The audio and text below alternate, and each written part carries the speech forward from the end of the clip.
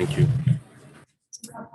And so you could do it with any code. Colin really likes her code, and she doesn't want to use this one.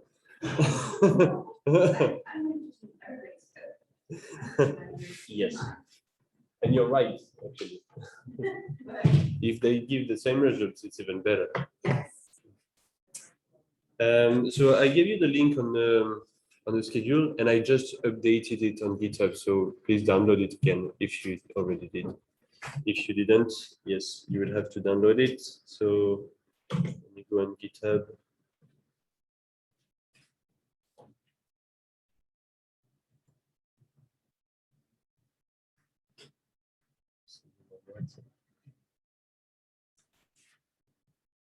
You will get the full code here, and then I will send you a package.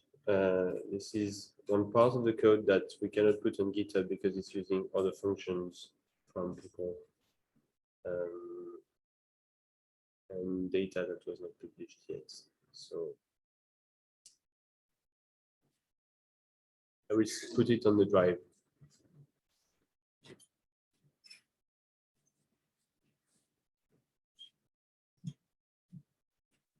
And I also copied the data on your Google Drive as well.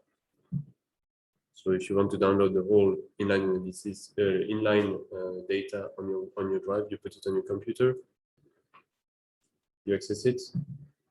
So your data should be here. It should be here.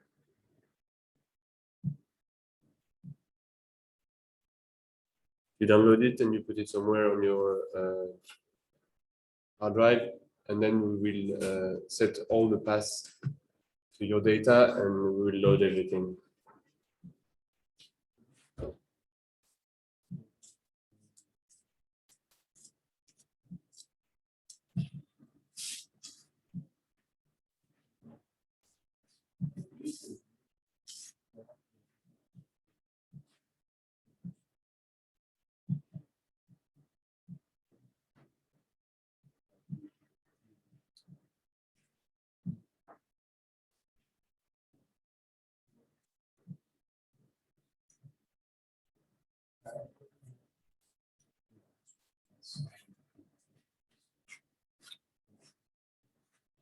So if you read the GitHub, there is several steps. You need several functions that are not obvious, not from the base on MATLAB.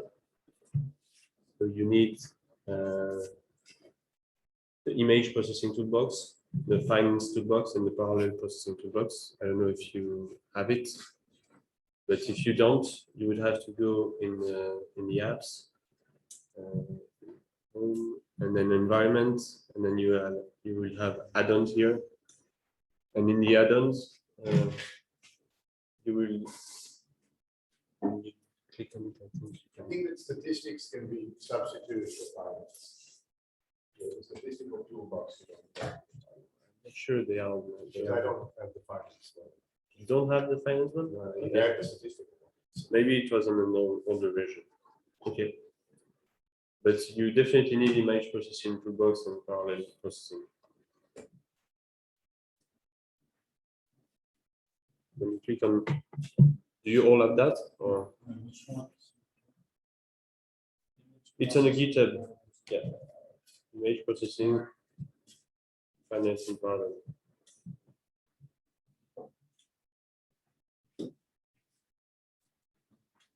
Yeah, it turns out that computers are multi-core to run This one?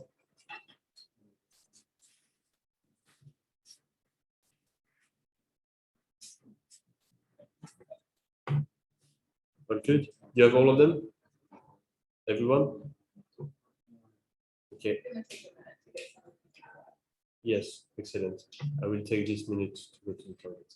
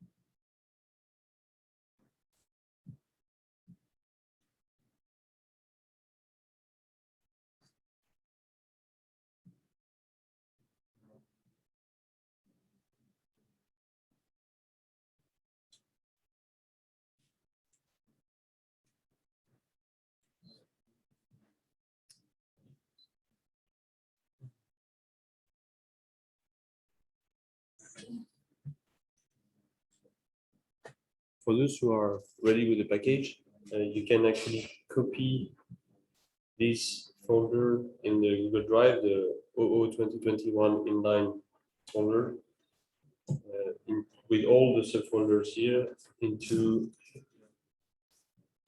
where you store your data. So usually I have all the expeditions, and this one will be 00-2021. And we need this organization for the rest of the code, because there will be different levels. So we start with the raw data, and then inside the working directory, we'll have different levels of data, which will be raw, bin, QC, and products.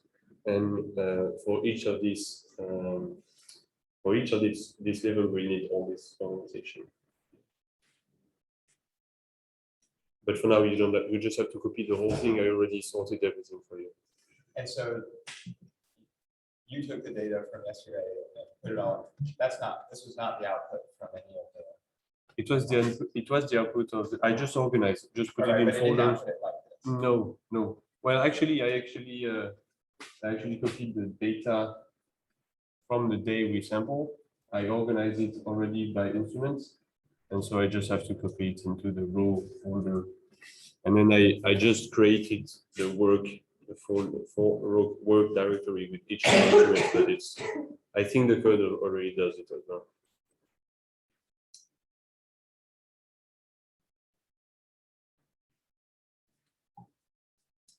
And I also added a package folder here, and this one will have to go in the directory of the code. So this is the one that we cannot publish, we cannot post on GitHub because it's part of other GitHubs and stuff.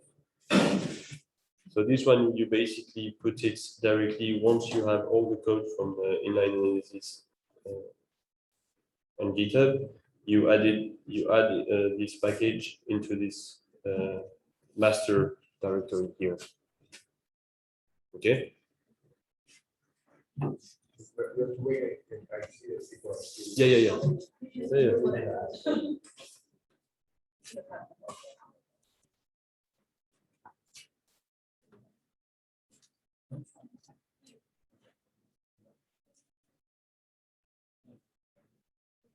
There will be some difficulties because you know how we share codes. Problem. But we just slowly.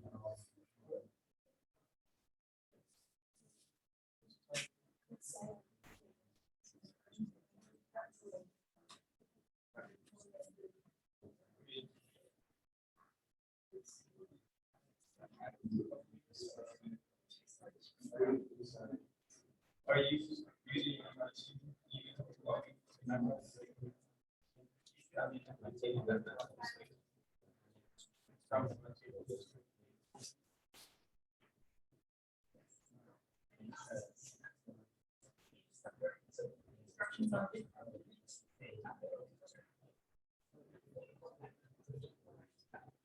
But now there's another one. So you just.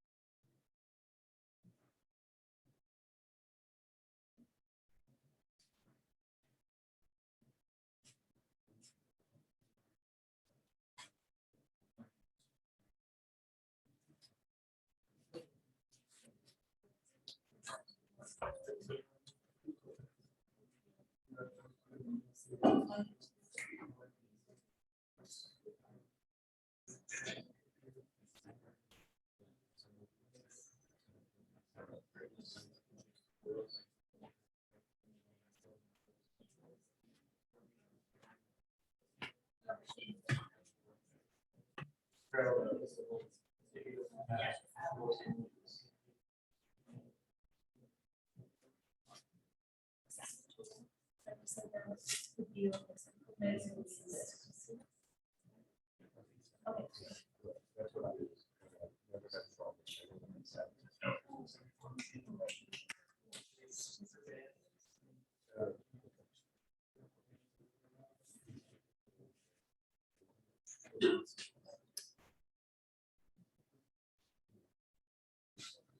I'm guessing this one, I think, yeah, I don't have the finance either, so something has changed from the GitHub, probably in an older version. So use this one. Yeah, this one works. Now, maybe it's something you can, it's not the end of the world. For that access to it. That should be fine.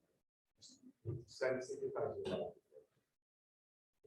And but if you use the list of there is probably many steps that's without this function, so without this package, it's not going to work as well.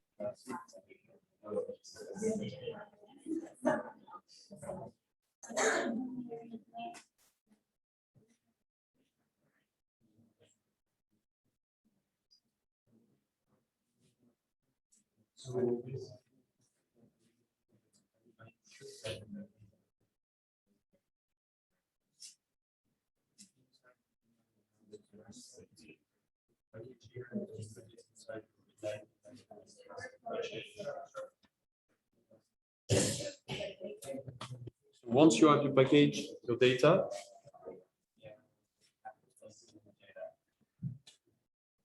Check with everybody's. yes, I will just say again for the package folder, this one has to go in your InLineAnalysis master here. Has to go, it's here. Okay, so it's inside InLineAnalysis master, you have the package folder.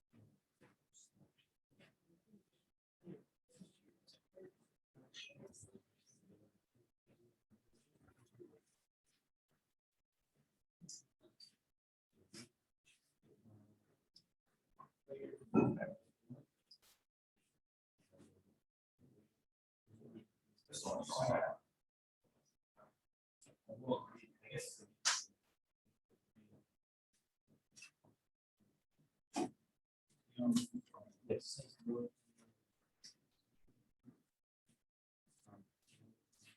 So yes, that was a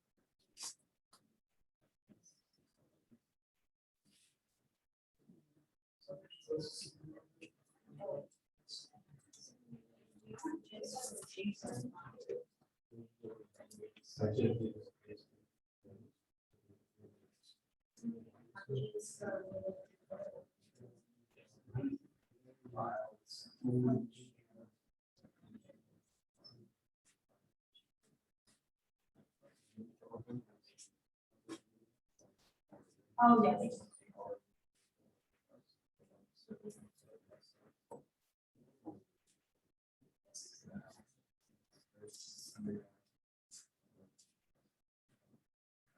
So, are you done?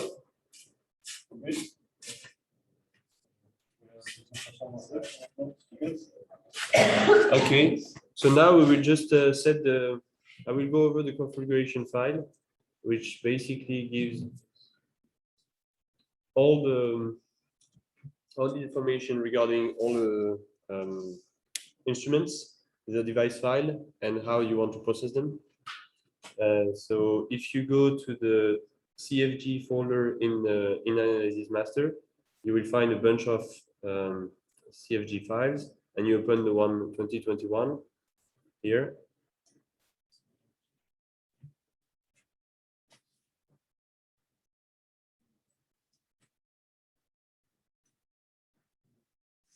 All good? So here I just wrote yesterday something that I just set up everything in this configuration. So basically, you load the metadata first with all the information for your cruise. This will be actually input. Can you make the text bigger?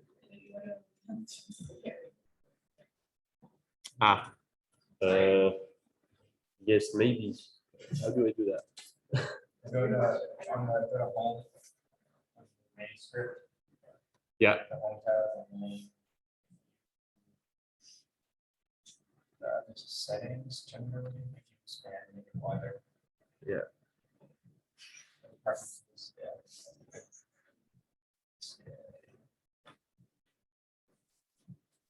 It's a big thing, maybe. Line people like. Good.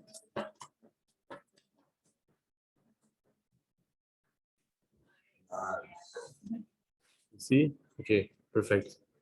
So this is the basically this code will process the data, and then there is one part of the code that's already processed everything for CBAS. So you can push it on the CBAS just after. So this is why you have all the metadata from the beginning, and it follows all the processing. So just to understand that, every time you're funded by NASA, you require to keep the data in CBAS. Other people also want to keep the data in CBAS because, you know, it just shows contribution and stuff, and it makes more people use the data. So if you're funded by NASA, that's required. Typically within a year of that. Very specific format. And that's the role of it. And you cannot just submit it. You start by sending something, and then they come up with many errors that you fix before you.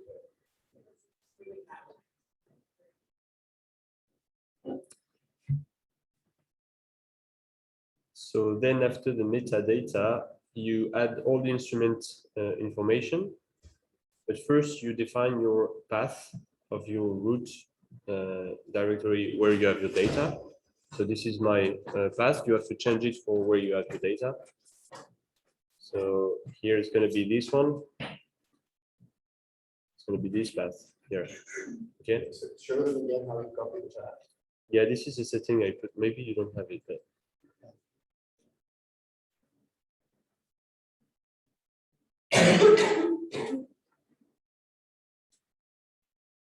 This is how I set my computer, but yeah, whatever path you can, yeah, you copy the path of where you have the data and you copy it here. Okay.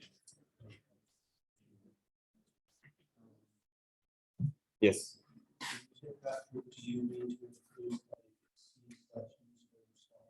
Yes. We finish with the 00/2021 with a file separator at the end.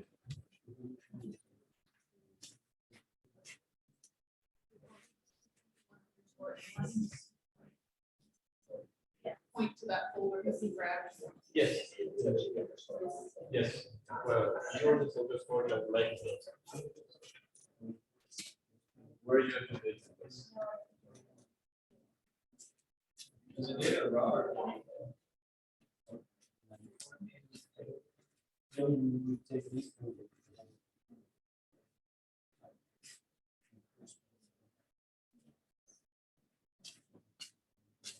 Yeah, I'm calling it 00/2021, but view is in nano, so it's full in nano. It's the full data and inside there is the in nano.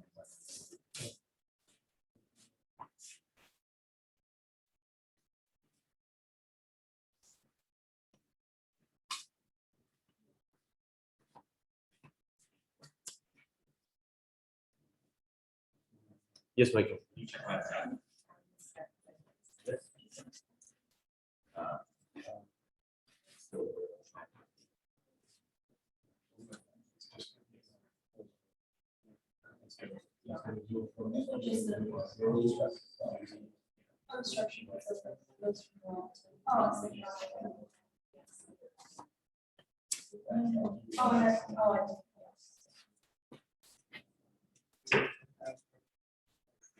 We're good? You good with the path? Okay, so basically what this will do, it will create a structure of the whole thing. So it will, for example, I will take the TSG plus GPS actually. It will create a structure with in it all the raw work and products and user inputs directories. And for each one, it will give you the path. Yeah, it will provide the path.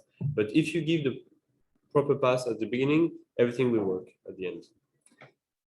And there is settings of viewing on plots, which variables you want to view on plot, but everything is set up. You can still change it, but everything is set up now. So we don't have to go over that. And so for each instrument, you will have different properties. So for example, for the ACS, we will have the DIY path here that will provide give the path for the DIY measurement that we did before and after the cruise, so we can calculate absorption of dissolved matter. And then when after all the instruments, there is the process paragraph here, and this is all the settings that you use to process each of the instruments. We'll not go over each one of them, but there is some important one that you want to change whenever you process your data. So the synchronization here, I set everything to 0, but basically when you are we have the water source here, and then we go first to the ACS, for example, and then we can go to the here it was AC9, and then we had this we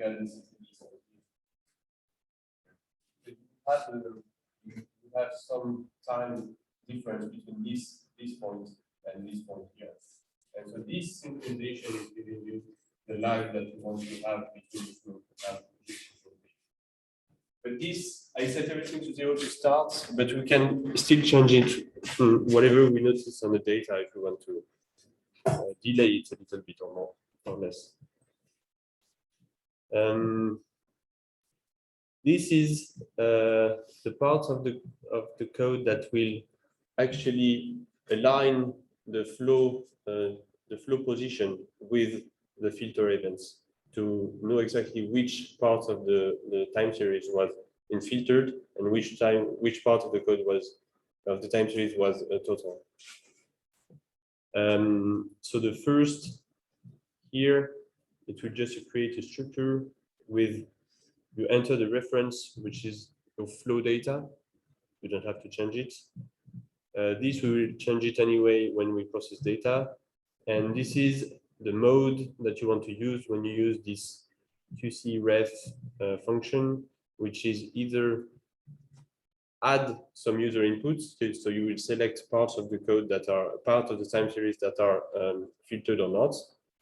And if you want to, it will also save all your inputs. So if you want to reload afterwards, you will just have to change here from UI to load, and it will load all your input that you did before that was stored in a file.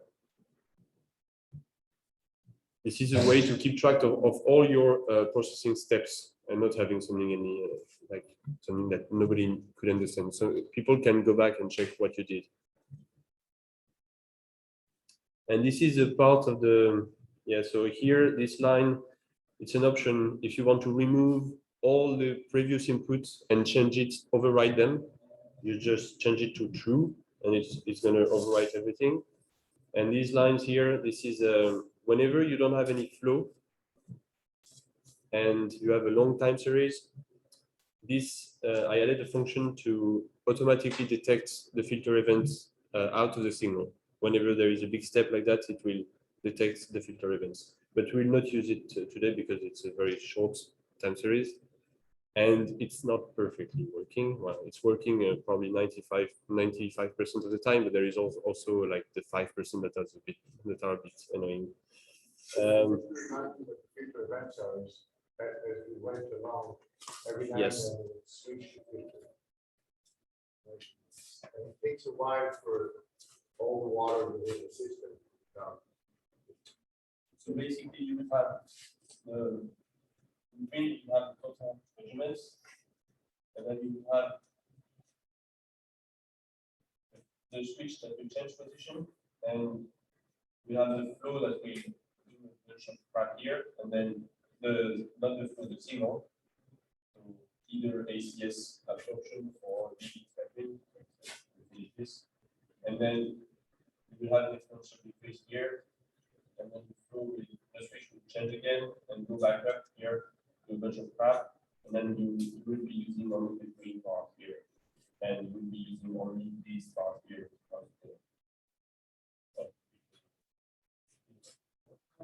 The crap on either side. So this is when the switch changes, there is a bunch of crap that accumulates either in the filter housing or in the switch. That's when you move it, it goes into the line. You don't want it. It's not possible. It's hard to side field and normal. Basically, we have in the code we have a buffer. You will see different colors of this one, but it's going to be a graph. You have a buffer that you will actually remove this part because it's not usable, and you will remove this part, and I will show you. Just it's the next step. Yes, it's the next step. So unfortunately, these changes in the system. Yes. Depending on flow rate, faster the flow, faster the price. So this is where you sometimes need to set up different parameters for the model. So here,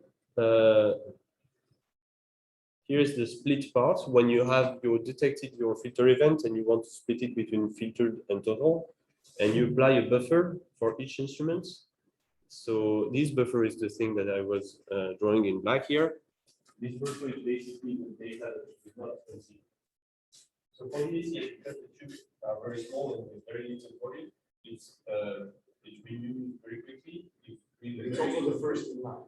It's also the first, but it's basically more about the volume. You don't see really the difference in where you are. This is important when you synchronize with the flow data. So if you have the flow data and you're doing here the change of there is the switch, it goes like that because there is a filter, the flow goes down.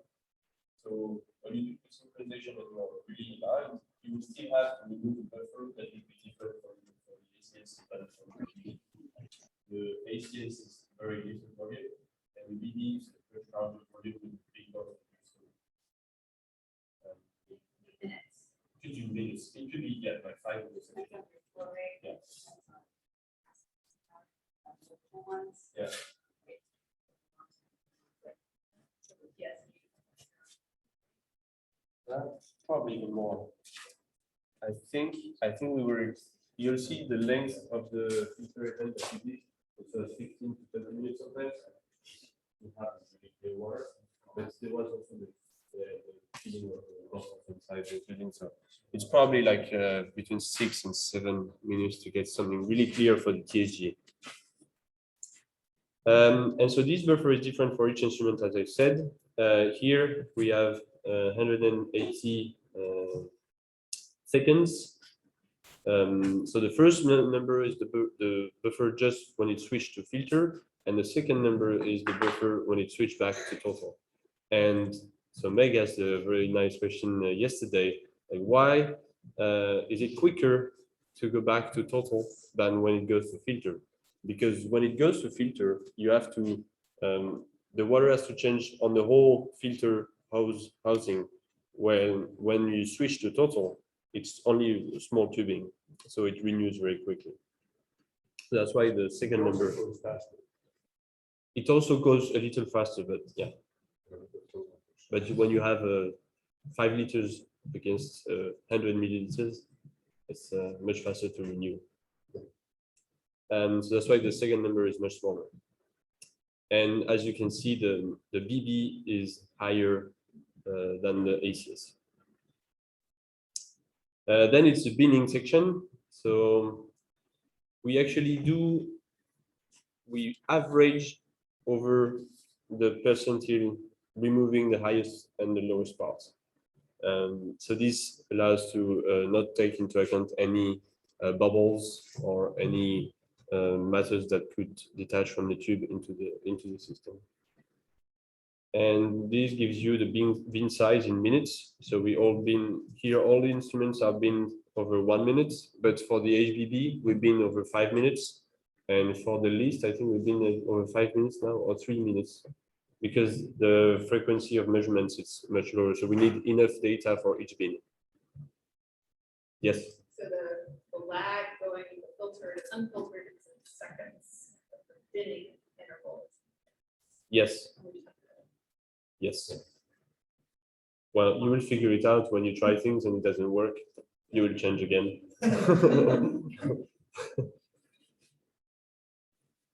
So again, there is a lot of information we got yesterday in London. We want to do that fluctuation. The differences it all depends on what you have. You want, but because statistically resolved well, this is So all these things, they're not set in stone, that's why it's parameters that they fit so that they can see. It makes no sense. Better application. So after this paragraph, this is an old version. So we kept it because otherwise it makes the code crash, but it's actually copying to the next level without doing anything. And I added instead this automatic QC here, and with a bunch of settings. It looks very fancy, but it's basically fudge factors. And so I'm using For example, the ACS has two spectrum. And when you have the spectrum like that, this is very nice. We are very happy with it. But often the junction between the two here in the middle does this. And this picture I'm using it because when there is bubbles, this is very yes. So this when there is bubble, this happens a lot, and you will have either on this side or you will have this like that. So I'm using this this step here to remove this spectrum. Some of you saw it in the calculation. Now, it can also happen in a large particle, which is one that runs through the protein. And it moves around, so when half of the spectrum, so what you get in good, half the spectrum dark, half the spectrum dark, half the spectrum dark, half the spectrum 4 times a second. Really rotate. That's how it's figured out. So if there's any difference in what's in the tube between those two, that's the job. But if there is very large particles that does these jumps, or it's only one measurement out of many, out of 4 a second, if there is one, we don't have there is not enough concentration to resolve the order of this one. So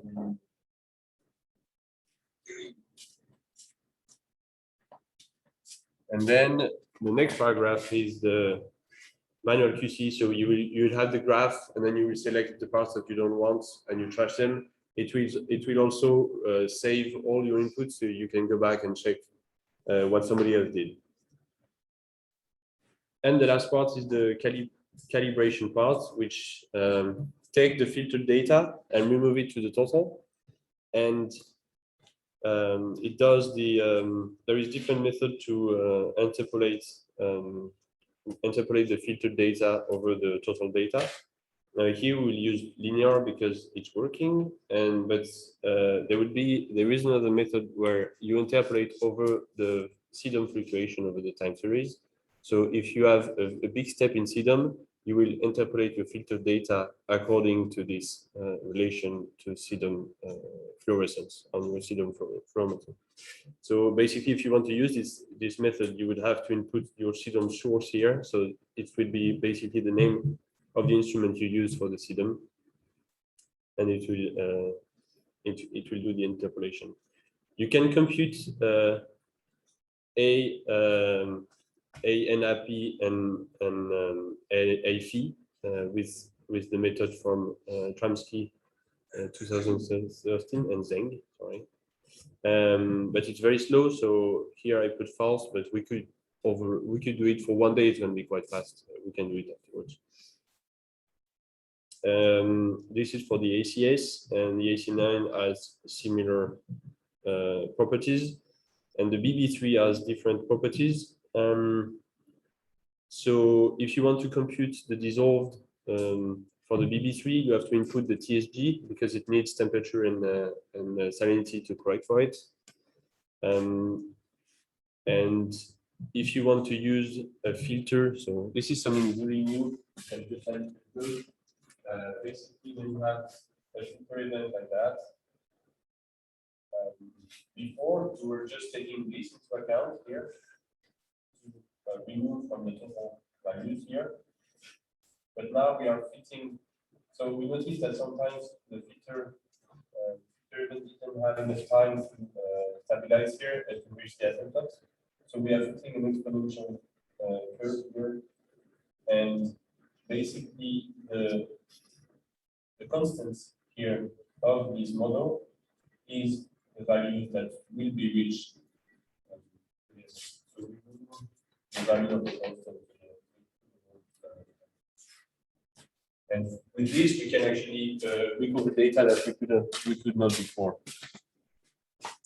We will not need it because I noticed the flow was high enough so we could reach the asymptote, but I'm still using it because it works better than the other method.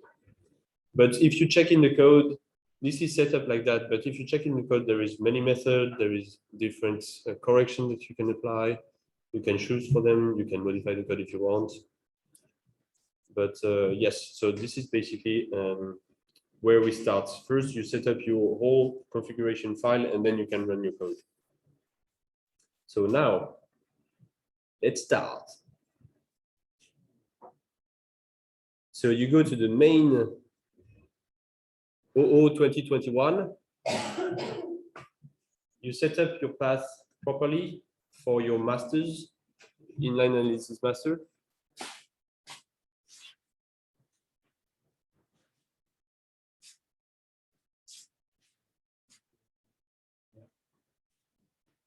Good.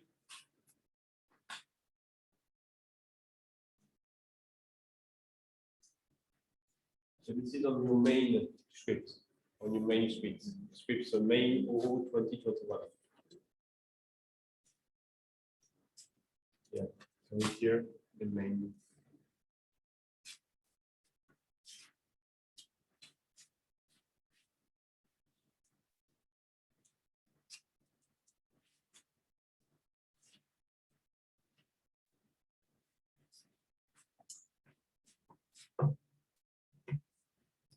So the code runs instrument by instrument, and the order matters because, for example, if you want to process the BB sensor, you would need the temperature and salinity. But I'm not sure I tested the temperature and salinity.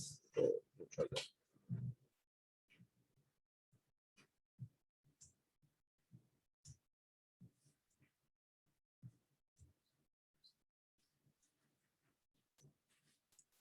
So you have your date.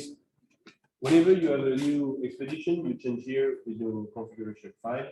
You will find it in your CFG folder, and it will build this structure here with all your settings that you already input before. So when you open this one, you will have a structure meta, which is all your metadata. You will have a configuration, which is most of the thing that you inputted in your CFG file that you can change afterwards directly inside this structure. And then you will have all these instruments files. And inside you will have all the wavelengths, all the settings that you want for processing, the logger you used, the DI structure with all the methods and the logger you use as well. You have the splits here with your, you will have the bin method, you will have the column you want to view on your graphs, and all your levels. So this is the raw data. This is the raw data separated in filtered and total. This is the bin data, and this is the QC data, and this is your products afterwards.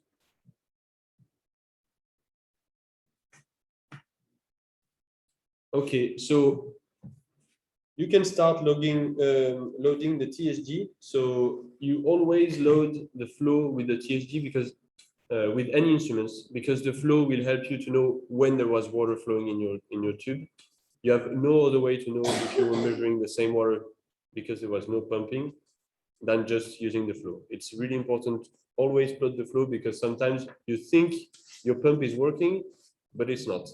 So you would have constant values. So not exactly constant. yes, So it's actually, constant at least. yeah, they actually fluctuate, which is weird. But some of it could be that your flow is too low to give a flow signal. So there might still be some flow, depending on the flow meter you use. Yeah. It might have a threshold of anything below, let's say, 40 centimeters a second. You don't get it. So it was actually for this cruise, the flow meter was showing 2.5 liters per minute, which is very low, and we had way more. And when I see the data of the BB, how it goes back to filtered values, that fast, we had probably 7 liters a minute. But because of the flow was showing this, I was trying to increase the flow, but it was actually low, really low.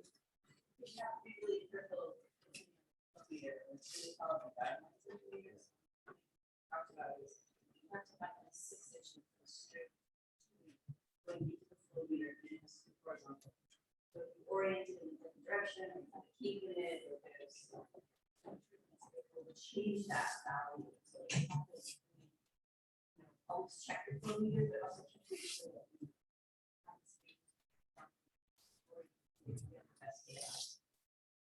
And so in this process, we use the flow only for QC reasons, so to know when we were actually measuring pumped water. But for some method, you need the flow rate to calculate the products. So when you run, so this script is made that you run paragraph by paragraph. So I use the command enter, command return. It's probably different on Windows to run a full paragraph. So this is one paragraph, this is another one. So basically, you load your inline analysis structure, and then you change your dates of your measurement that you want to process. So here I have only 1 day, but when I process large data sets, I can process months of data. For the TSG, I actually process 1 year at once. For the ACS, it's a very huge data set, so I process 2 weeks by 2 weeks. And the BB, you can process 3 weeks or sometimes 1 month, depending on your computer, but you can change the amount of the length of your period here. Then you load your configuration, you update your configuration with the instrument you want to process. So here you can change, you put flow and TSG.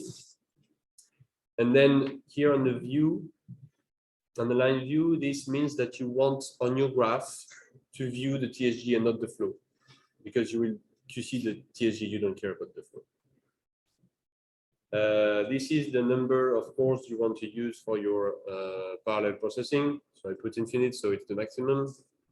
We won't really need it for this quiz because it's only 1 day, but if you process 2 weeks of data, it's good to have maximum. And here I use the false option to compute dissolve, because I will first compute the particulate side, and then we will compute the dissolve parts. So I call particulate is total minus filtered, and dissolve will be filtered minus DI water measurements that we did before the quiz and after. You can load this paragraph, it will load the whole data.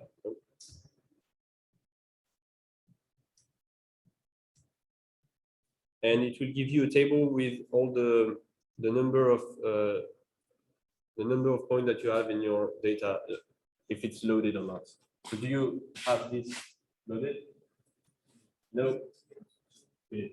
This I think says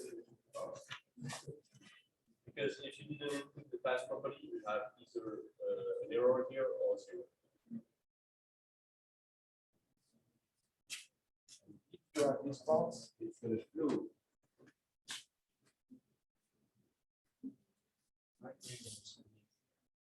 Okay.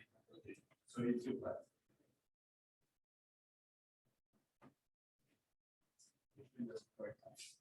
So you need, if you can load this part, then it's your task for this last sort of view. So if you have 0 data, you need that you task in groups, then it's good.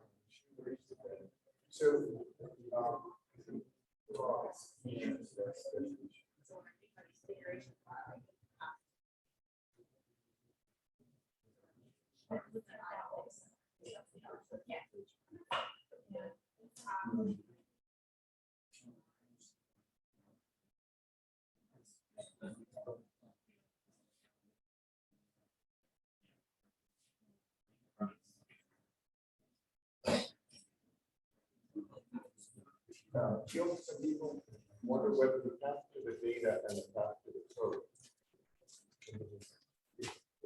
So the one configuration types to the data is the least. Where is IL structure? Should I look for the top? But you can change it.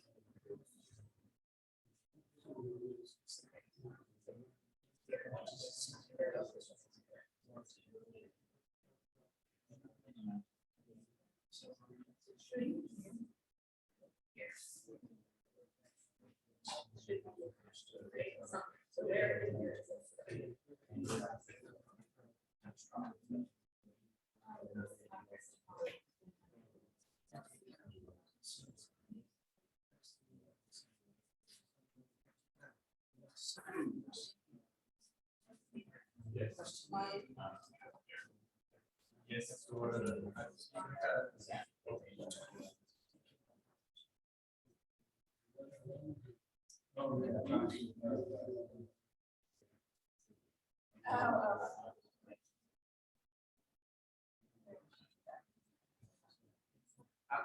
Okay, so there was a little issue. So there is probably a function that was not updated properly on GitHub. I will send it to you again.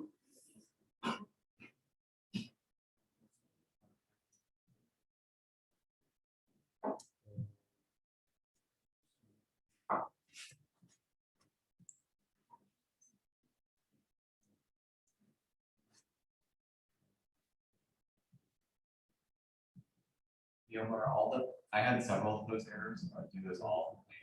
It's all from the same. Yeah. It's probably the function. So show me just where. What's here?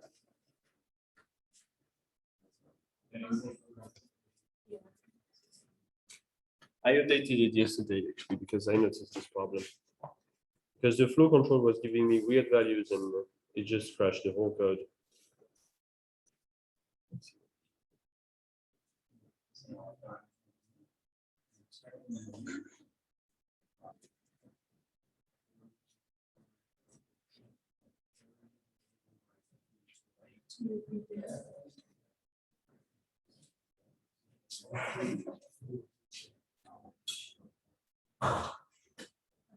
Okay.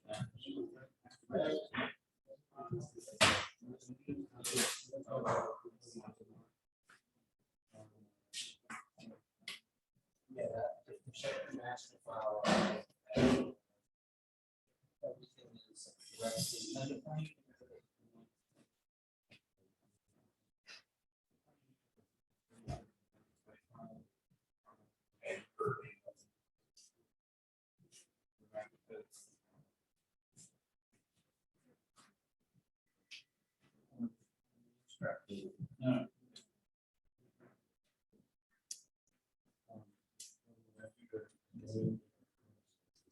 So what I will do is, and I will just copy 4 scripts that you will that were not in updated. I don't know what I did. I probably didn't copy them on GitHub properly.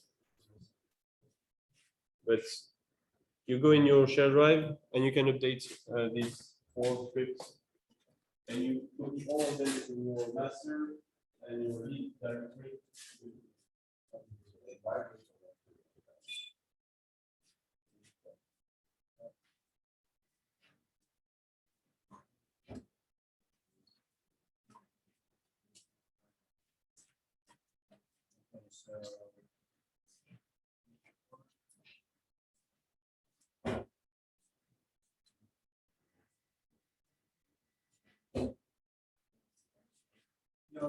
Yes.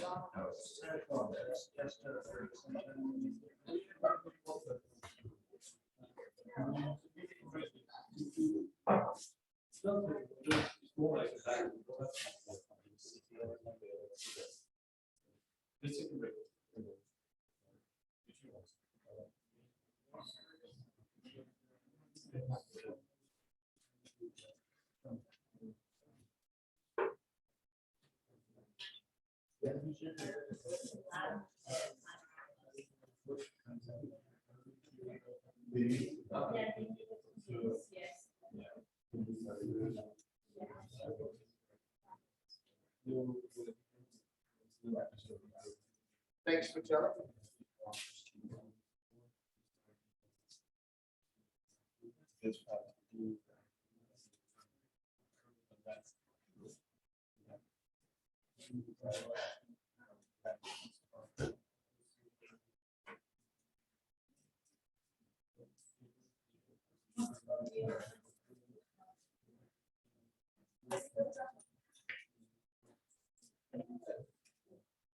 Good. We have one. Two, three. Okay. Very good.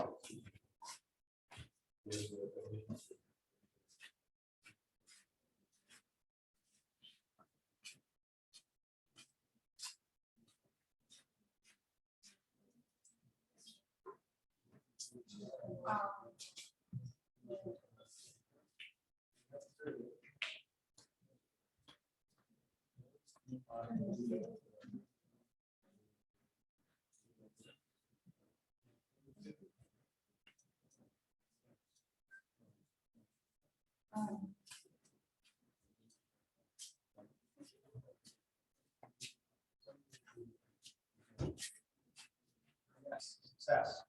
Success. Nice.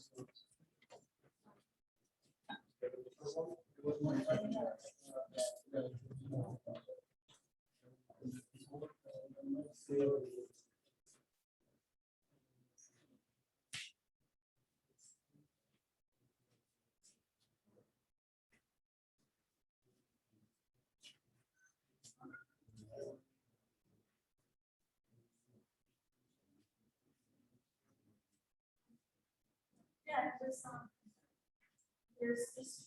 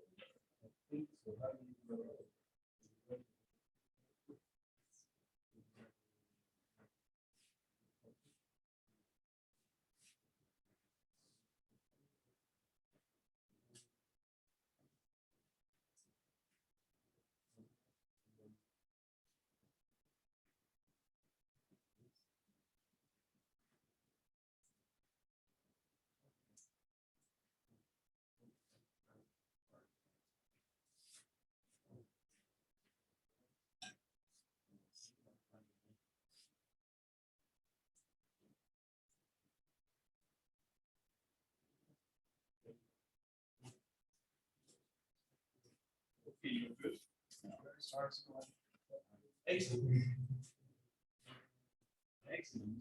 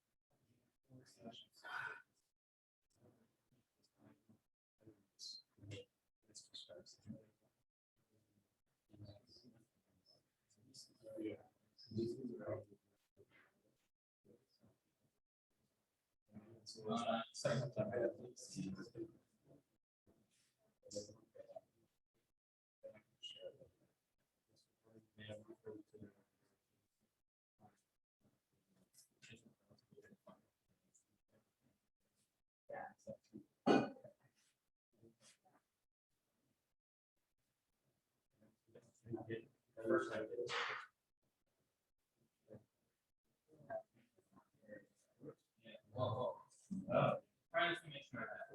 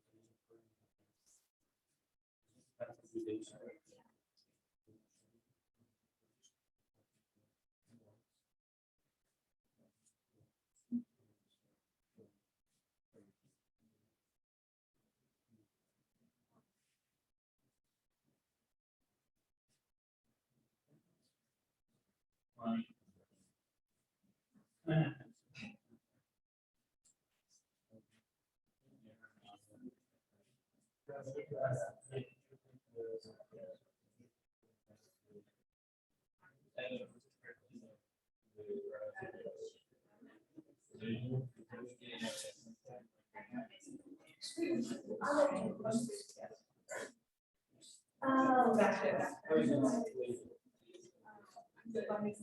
I'm not far. Yeah. Something else to do.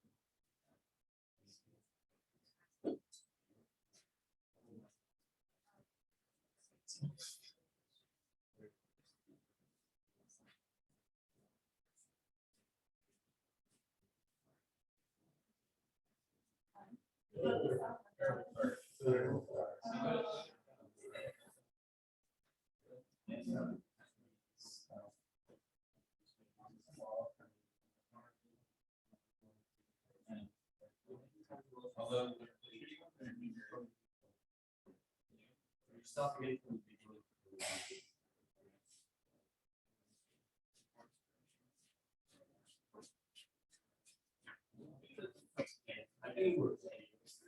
Yes, it works. Okay, we are everyone. Okay, great.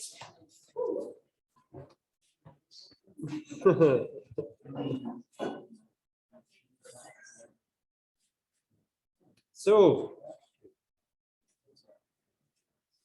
you all have your TSG data? Yes. Yes. So here you can plot. No, you don't. You don't plot here. But you can plot if you go to the section 3 to see a reference. Yeah. You can run this whole section here. It's going to give you a plot like that. And here, basically, you would have your time series. So here it's T temperature plotted here, and you would have the filter position. So the filter was really not working well.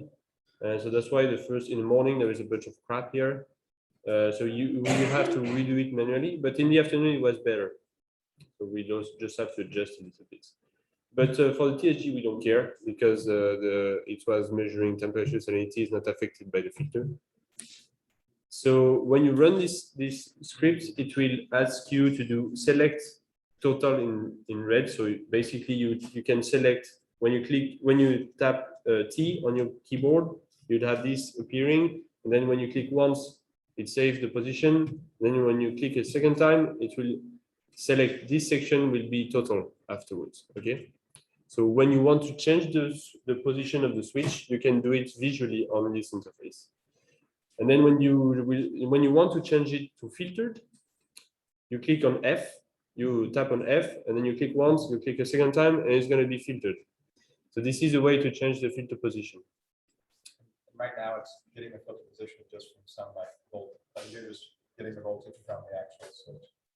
Yes, well, the output of the switch software is 1 or 0. 1 is the filter, and 0 is the. That's what it is. Yes, that's what it is.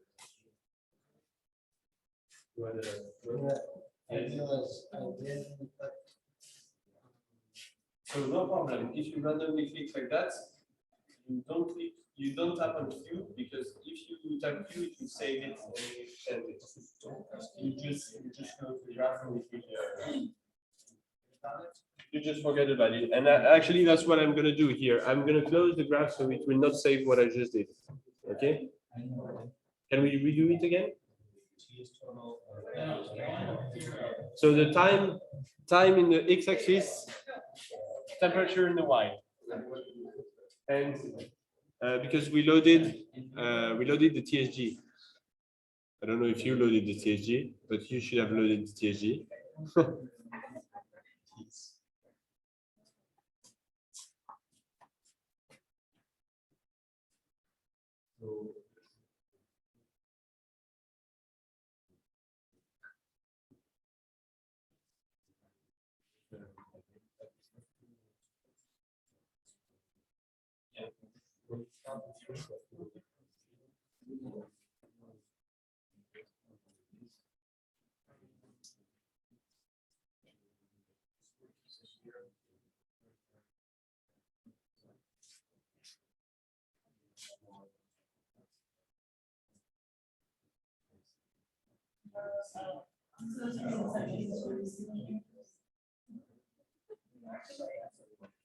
Section 2 is basically a synchronization of schedules, but we don't have a way yet to synchronize it. It's not what was the same, but it's hard to know what was the back in time to ACS, resolution, and release out video solution. But this should work. Okay. But usually you don't have the setup, so you don't have to do this. And so on. Okay, so you don't say that you change here. We will go again on this function later when we do the BB3. So I close the graph. You good, mate? Yeah? Okay. Yes. The one, so the black bar is at the top, and zero subject, and zero is raw. Total, yeah. Okay. Okay. So TSG is very quick. You can run the section 4, which is splitting, but because the TSG doesn't. So you see on the section 4, you have split, skip. So you skip the flow. You will not separate the flow in two because it's always total. You skip the TSG because it's not affected by filtered or non-filtered. So basically, it will copy the raw data into your folder. So it will basically copy your data. I will go into the TSG to show you. So when you load the data, it populates this table in the tsg.data table. And when you split it, it will populate these tables. So I'm going to show you. When I run the split section up, it's going to put everything in a TSW for total seawater section. If we do a split on the BB, it will separate the filter events from the total and separate in two tables. Okay. It's when you go into the structure, in the big structure, InLineAnalysis, and then instruments, and then you go to TSG, and you will find that.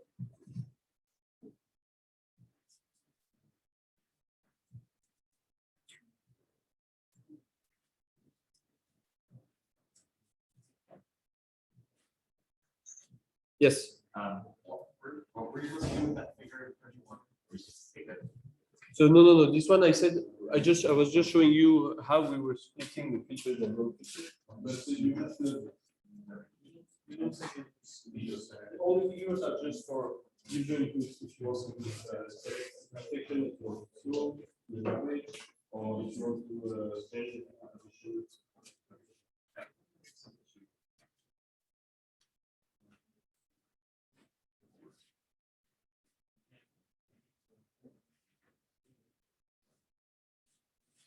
Okay, no, so this is because we can this is because we close the graph. You just crash the whole thing. It's just crash the you don't want to take it. Yeah, so this gives you an error, but that's fine. So we can continue. This is for the ACS and the BB, we don't care. This is the automatic QC for the ACS and BB, so we don't care. Again, ACS or BB, again, ACS or BB, and we go directly to the section 5.3. No, actually, no, not even. 5.4, and you write the raw data. So it will copy the raw data on the first level. You run the section, and then we can go to the next, which is 6, binning, and we will bin by minutes. So we just skipped parts of section 4 and 5, so the automated stuff that we're not going to do. We are not. No. Because this automated stuff is for BB or ACS. For TSG, we don't touch. Oh, we're. Yes.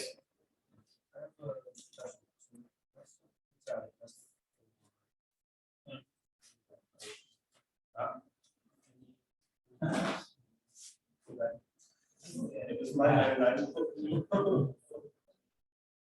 But it's okay. Or you can modify it if you want to repeat it. So you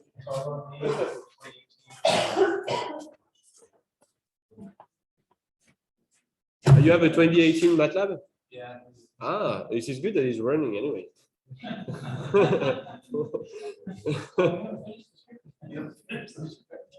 Yeah, let's finish the script, we'll see. So you can do the binning. It will start a parallel processing, and it will bin by minutes. So here it's starting the parallel processing, and you will see it's going to show very quickly. So this section for ACS, when you have 2 weeks of data, you can go and have a coffee.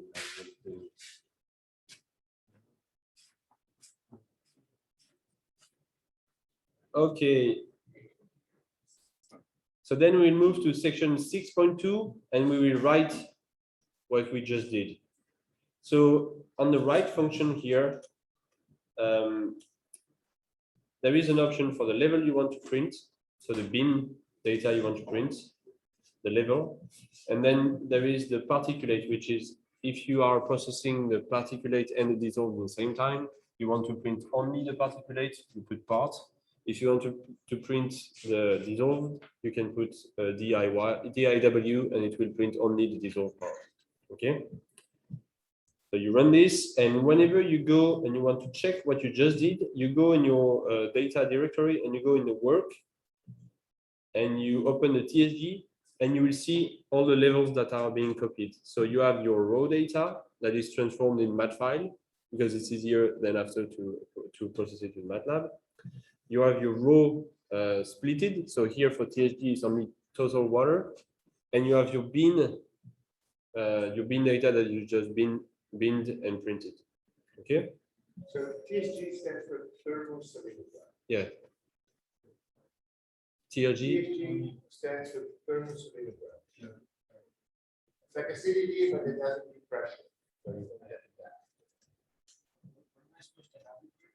So yeah, so you just check what you've done, and because you print the data as you go along the processing, you can go back and start from in the middle of your processing if you have one step that you don't happy about, or you have a bug, or you're improving the code. You can go back on each level. You don't have to do the first part of it. It's your data folder. It's your data folder. So it's here. It's going to be this one, work. So you put your data in the raw folder, and then when you work, you will have all your data that will be printed in the work folder. Okay. And once you do your products, it's going to be in the product folder, indeed. And all your input will be saved when you select parts of the time series that you want to change the flow's position, or you want to throw stuff in the garbage. All your input will be inputted in the UI data for user inputs folder. And then for each instrument, you will have a different mat file that will be created with the time that you've selected on your graph. Okay. So let's get back to the thing. So then you run the section 7, which is useless, but it's on an old code. We have to remove it. It just copied to the next level. So it will basically take the bin data and copy it to the QC data. So this is why you see in this here. Whatever. You start with data level, you move to the row where you split between the filtered and the total. Then you have your bin data, you have way less points. Here you see bin by minutes. And then you move to the QC data. And here on the QC data, you will delete what you don't like. And just before doing your products at the end. So now you can move on the section 8. And so there is a bunch of options here. You can either do a global QC, so you select on time series a part that you don't like, and this part will be applied to all the instruments. For example, if you have bubbles, or if you have parts of the time series with no flow, you can select this part with no flow, and it will remove all the points from all the instruments of your inline system. So this is called the global QC, but this is part here. So basically, this is just you don't change it. But if you want to activate it, you just change for true here, and it will remove all the points for all the instruments. But here we'll keep it false because most of the time we don't use it. I rarely use it because it's every instrument is different, even if it's mounted on the same line. You have the option to remove all your previous inputs. So if you want of the same day, so if you run once your QC and you select some data to put the garbage, and you want to take them back and use it for a second analysis, you can remove your old user inputs and overwrite it. You can QC for all variables into one instrument. So for example, you can QC the ACS, all the line, you can QC A and C, but because they are independent, you might want to QC one separated from the other. So you can QC, if you activate this option, you can write true. Actually, we will do with it. Actually, no, this. So this option is to QC all at once, but if you, by default, it QCs every variable separately. So we'll keep it false here. So you can run the whole section. It will produce a graph here. So the small dots are the raw data, and the big dots are the bin data, the bin by bin. And basically here in your configuration file, I lost it.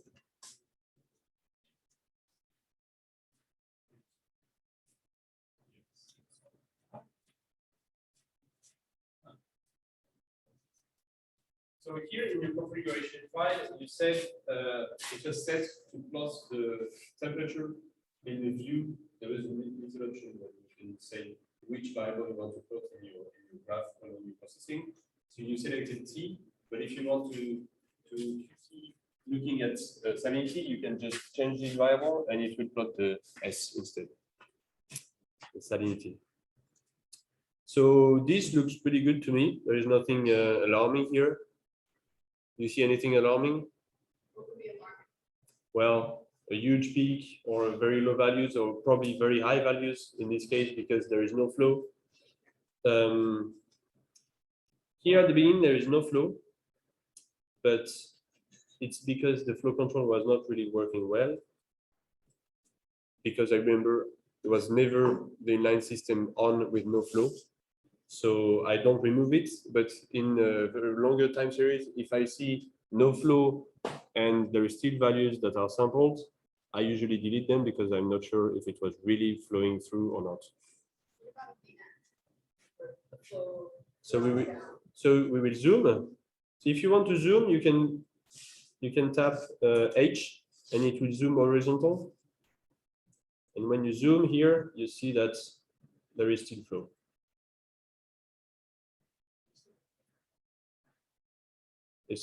What do you mean? It went down. Yes, but so the flow is very low anyway, but I believe the flow meter was not working really well. But you see, so when there is a step in the time series and in the flow in the same time, you could argue that the lower flow or higher flow change the values of the parameter you're measuring. So this is why you want the flow with it, so you can remove all the data that you don't want. And sometimes if somebody just tap change the flow by faster, you see a release of bubbles. So having the flow information with it, maybe helps the whole. That function. Just that small thing. So you have everything now. So I think we cannot. There is nothing to. There is no evidence for bad measurements here. So I would just keep everything for now, and we'll see later if we can. If we have to remove stuff. So I just tap Q and it will save the data. Here, actually, I didn't know I put this option. Okay, so now it's putting also the QC on the S. So I thought I did only for the ACS, but you can QC also only for the salinity. So basically, the salinity and the temperature will be affected by different problems on your line. Temperature is because the flow decreased so much that the water heats inside the boat before being measured. And salinity will be bubbles because it will change the connectivity. Then you have a question? I was wondering, I wanted to QC, but I don't like the points of 12:30. Yeah, I'm going to show you. Yeah. A little fast. Huh? Okay. So you type H, you zoom in this section. Obviously, these ones are bad. There was bubbles here. So you're interested in the big dots. So you see there is not much difference in some parts of the graph here. Even if the raw data is going a little lower here, you see these dots are probably good, I would say. I will try to point here. These dots are probably good here, but I will remove these ones. Surely this one and definitely this one. And this one, these two here, and this one as well. Maybe also this one here. So to QC heat, to QC in this function, you tap T for trash. And then you click before and after. And the red will just trash the whole thing. And then here again.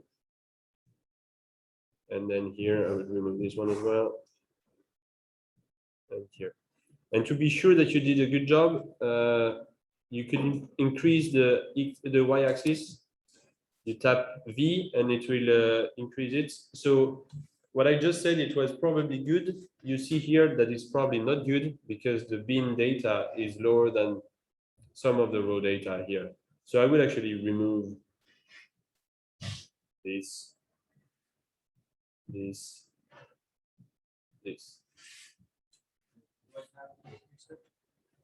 So what do you mean? You can tap G, so it will change, it will zoom or vertical. It's like that. Yeah, so whenever you click, so you double click.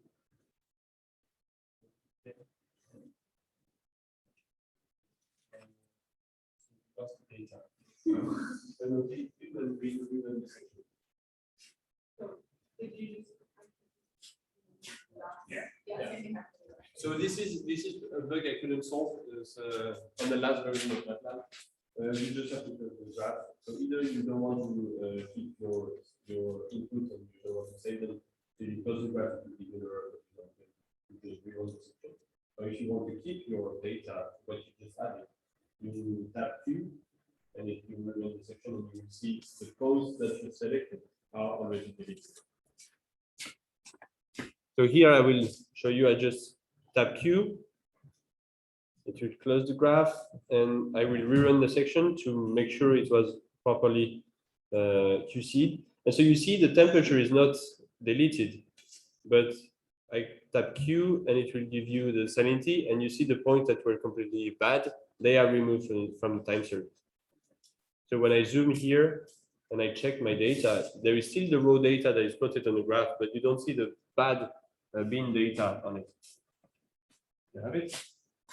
It works.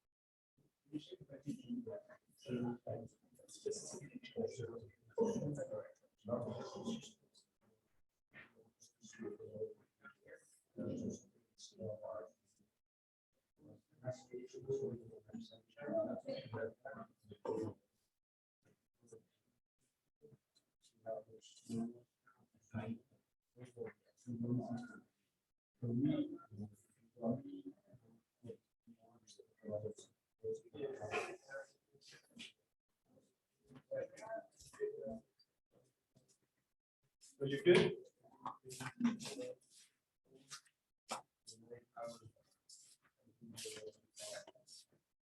So now I just saved, so I tap Q again.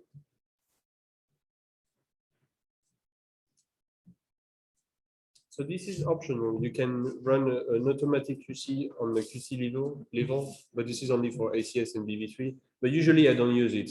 If ever I have a lot of crap still on my QC level, I just run the auto QC and it will remove the bin data. But I try not to auto QC on the bin data because it tends to remove too much. And so I will remove a lot of my data set.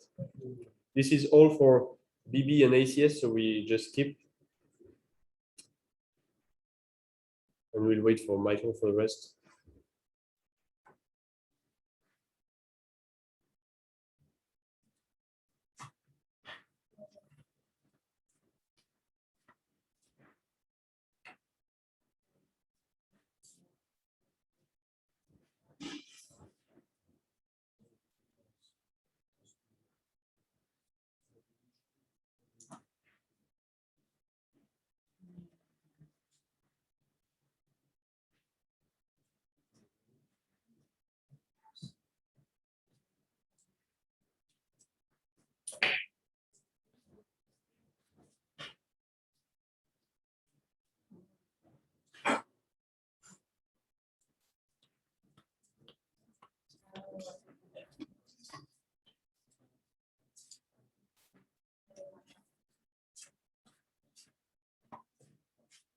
Okay, so we skip the section 8.2, 8.3, because it's for BB and ACS, and we go to 9. And so this is the last step. Actually, we don't care for the, sorry, we don't care for TSG. We skip also this one, we skip 9, and we go to 9.1, write the QC level, and you can actually run directly after the section 10, which is the calibrate. For the TSG, it will not do anything because there is no calibration to apply. But for the ACS, it will remove the filtered from the total. It will remove the DI from the filtered if you want DI dissolved measurements. And it will apply any calibration parameters that you entered in your configuration file beforehand. And you can click here, you can run this section and it will plot the time series of your products. Okay. In the, what is the edge in the products column? Alright. So this is the name of the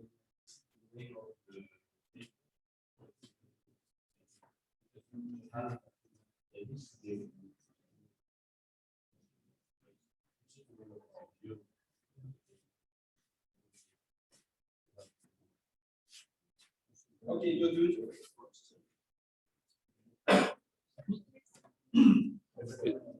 It's the section. It's a section 10.1. And so you can, yeah. So now you can go to the end. There is a bunch of other QC that you see. If your product is not good, you want to run other QC, you will skip this because you're happy here. And you go to 12 and then you run 12 and it will write the products. If you want to make sure that's why I added here, whenever I change everything along the script, I always change some part of the levels, some levels. So I just rewrite the last version of the row, the bin, and the QC data before I move on to the next instrument. So now you just did You just overwrote your raw data. Yeah. You just overwrite it. You still keep the raw data because you overwrite the MATLAB format. You still keep the row. I don't touch the row. Yeah, okay. So you just did the temperature salinity. So we can move on to the Michael. Did we do 11.1? sorry. Did we do 11.1?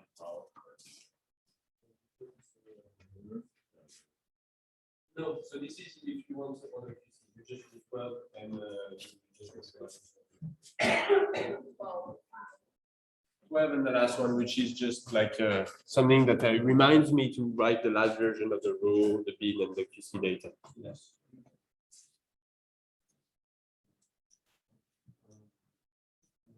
TS2.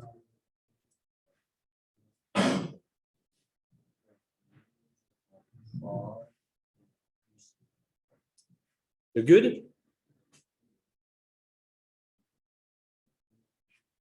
Camila, did you catch up?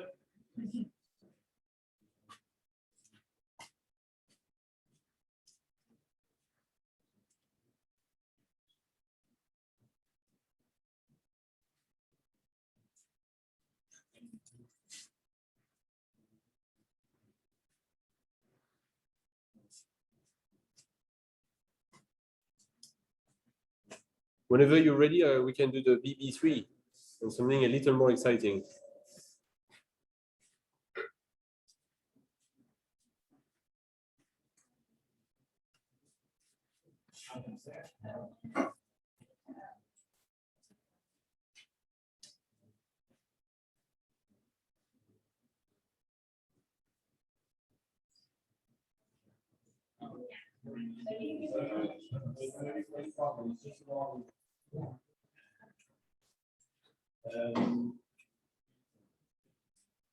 Okay, then we can look for the BB3.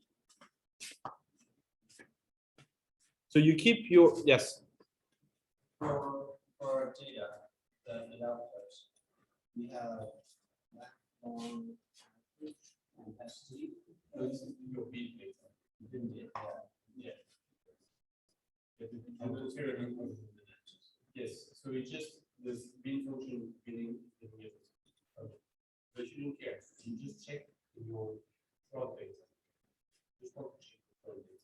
It's either loading or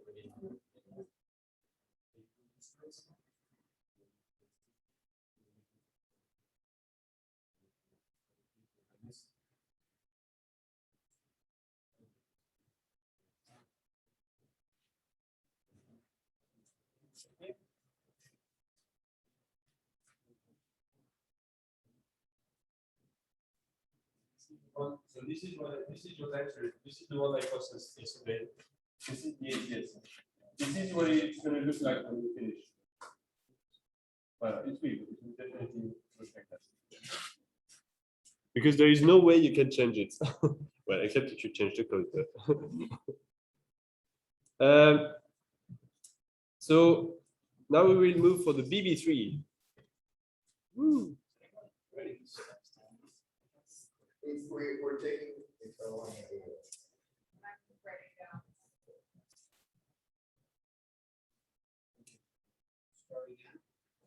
So you run the section with the instruments only. You don't reload the whole structure because it will just remove all your data. You don't need to remove the CSV data because you just add up in the structure and add all the instruments that you need. When you run 1 year of data, at some point you have to empty it because it's having a hard time. So you run this section here, the whole thing, with changing from TSG to BB3, of course, the two parts. So this is the instrument to run. You want the flow and the BB3, and the view you want to view on your QC plots. You want to view the BB3. So change well make sure you change the BB3. And have you done anything with this data yet, or just pulled it straight off the instrument? Straight off. I could process the whole data. It could have been months of data. It could have been processed.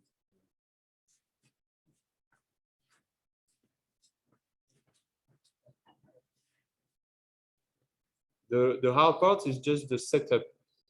Whenever you load, you have your path, and it always doesn't find the data. But you did manage this part, so it's good. And then you read your raw data. It doesn't work. Crap.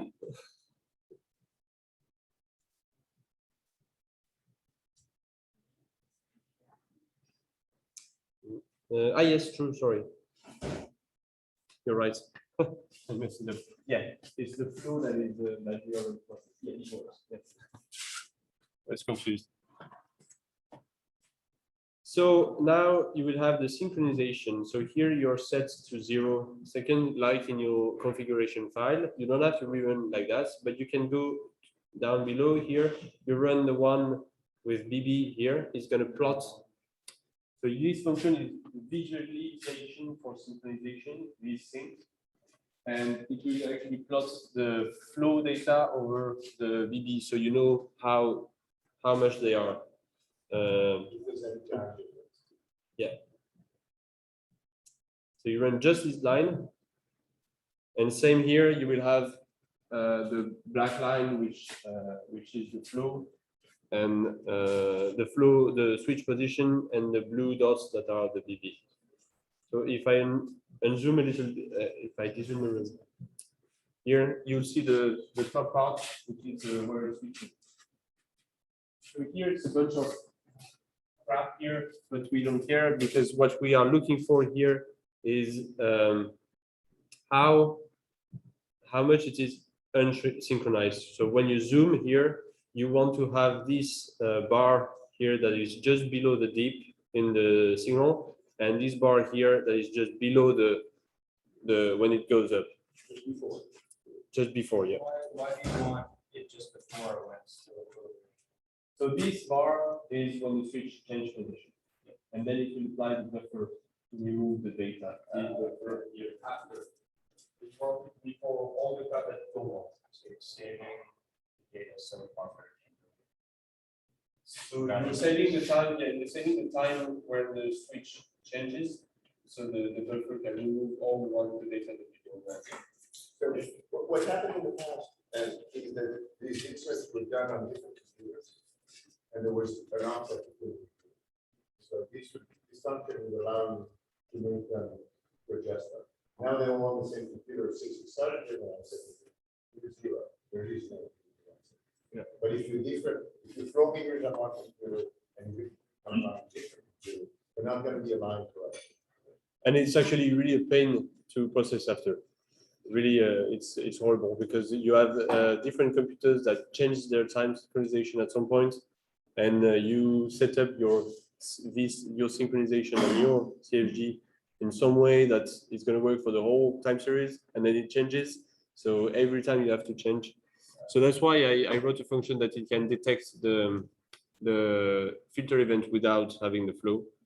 And this way you can have the software will detect it automatically, but as I said, it's not working all the time. It's only when you have really bad data you can use this function. And this function is actually the one commented here, auto synchronize here. So you uncomment that, and you can run it whenever you have bad data. You can run this one, but here we will not use it. So here. To me, it's good because it's just before. There is a bit of lag, but it's fine. If ever there is a peak due to switch change, it will be removed after in the next steps. So you run again the section 3 to select what is filtered and what is not filtered. And here it is actually important to have a good split, because everything that is I lost the pointer again. Yes, I did. Do you have it on your table?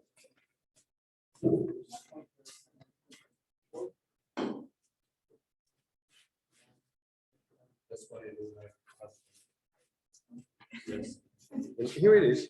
Here it is. Okay, thank you. So everything that is in the same time as this will be filtered. So for example, if you zoom here,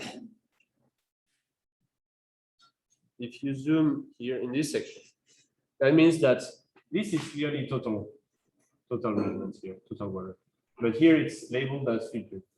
So it will put this part of the time series into the filtered table. You don't want this, so you change and you adapt your switch position. So we will actually, because the first half is scrap, we will put everything as total from the beginning. So I just tap T before and to here probably.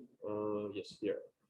So that way it's going to change everything to total, and we'll start with the base of only total, and we'll just add the filters event on top of it. So I zoom in with H. I just go in the beginning and I do one by one. So F here before the crab, and here I used to do that even if it's still filter. Here, if I do a change here between filter and total, it will apply the buffer, so it will not take this part here. So this is a way to save a bit of time. When I change, I put filter here, wherever I want actually. Again, another filter here. Here. Got it?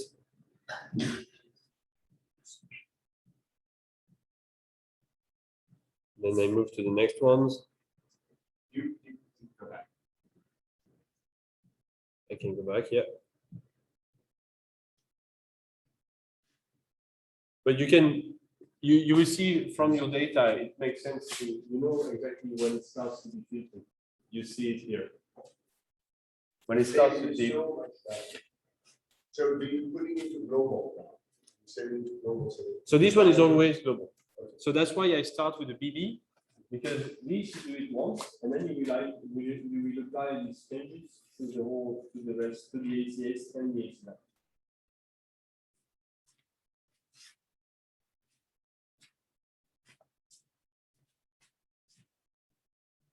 Good, looks like that.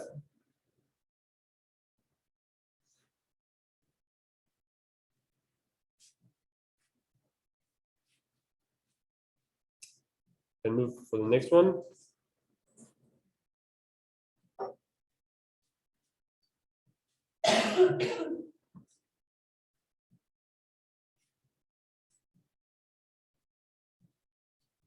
You can use the letter P if you want to pan on the sideways. It's just. Does this data look big to you? Like this looks fine? Yes. Yeah. There is. So this is probably here. This is, I assume, this is when we started the engine. Yeah, this looks really good. Because the filter you have to say it's good or not is if you have time in your filter events to reach the asymptotes. And here we are. We have plenty of time because we were waiting for the budget to check for the list. It's going to be on the PC level. You don't have to. Yeah, here you don't care. You just here this step is only for the flow to synchronize the flow switch to the filter events. Can I ask you about that?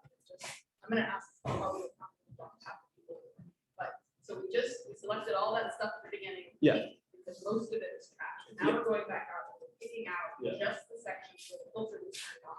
Yeah. Even though it's not actually. Like, it hasn't stabilized. Where. Yes. So you just eliminate when the switch changed to position from total to fit. And then from this, we apply the same buffer. Here, because it's private, we try to imitate what it should look like on the other side. Direct data. And I'm going to show you the second section. Very nice. And you don't have to do anything. And this is the way it should be. Good. We can move for the next one, and then we are done.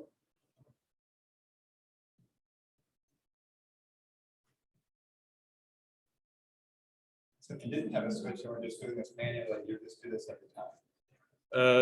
Like if you were just switching it. Manually, you should use manually.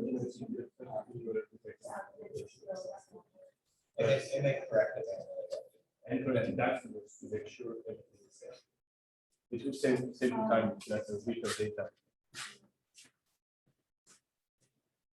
But I've not been using it for quite some time, so maybe the last update crashed it.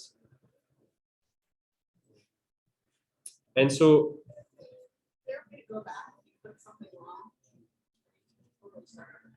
or you can save and overwrite. You can save. If I just change the switch position, you will not release any data. So you tap Q. If I hit that.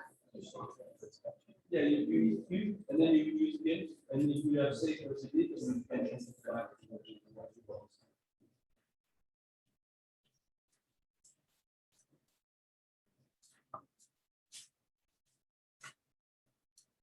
And so to save time, we want, so here there is a good example.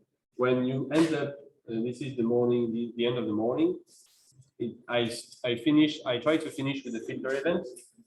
So basically I interpolate the filter events here and I remove the interpolation here. So if I don't have a filter event here, this one is lost. The whole hour. So I try to finish my time series with a filter event and I try to start with the filter. Sometimes it doesn't, I guess, or whatever, you start in a rush, you don't have it. There is always a way you assume the water didn't change much. Well, the calibration of the instrument didn't change much between this calibration here and this one. And you can duplicate this one here, and so you recover this data. But you have to consider that it may have some interpretation in the data.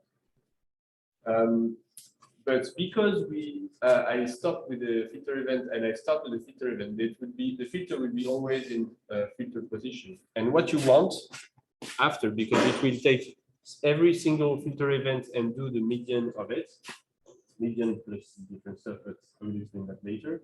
You want the switch to go back to total every time the filter event changes. So here I will just add in the middle, wherever I want, just a bit of total. So it will just do the median here and the median here. Okay. This is to anticipate another function that we're using in the code later. And so when you check the data on the afternoon, I stopped trying to make the automatic switch working and just did everything manually, and it worked much better. We have a piece of weird stuff here, but overall it's much better. So here I would just, in this one, you see here it's oblique here. That means that it was not sampling, so I would just add a total in here, and I will switch this one to filter.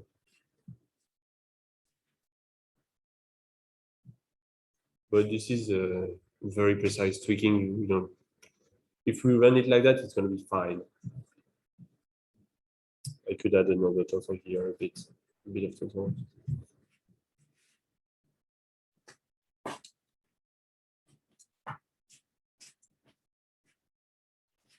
Okay, so now I tap Q. Sorry? Okay. So you want to go back? You good? I will load it again anyway. If I selected filter and then exited that, is it all, and I see it. Is it over? Okay,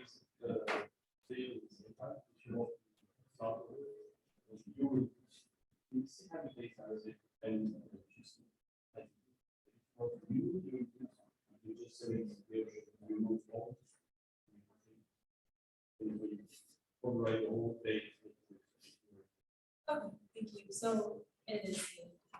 It is now safe. But if you want to remove, you also remove.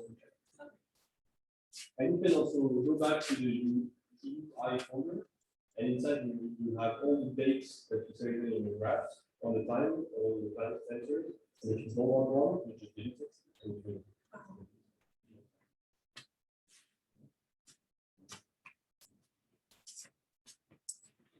So once you're done, you tap Q, And I will just run the same one again to check what I did. So you see it's much cleaner here. And here it's good to me. It should look something like that. Everything is aligned. Okay, so I just tap Q again, close the graph, and we go to the split section, section 4. Meg? Okay. But that's okay. Do you want the I'm graph? ready. I can wait. No, is everybody else ready to launch? No. No, you can say no. I can wait. People say yes. then you go. So probably yes. Then.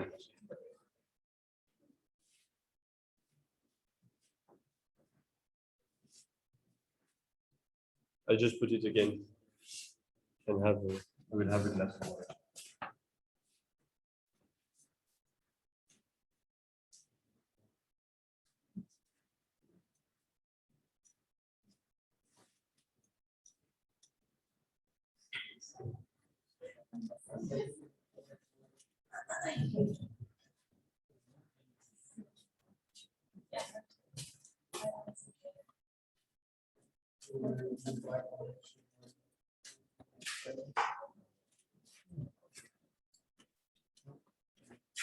You good, Meg? No, I'm not. No.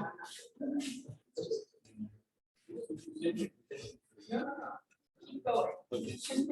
Okay, I'll keep going. So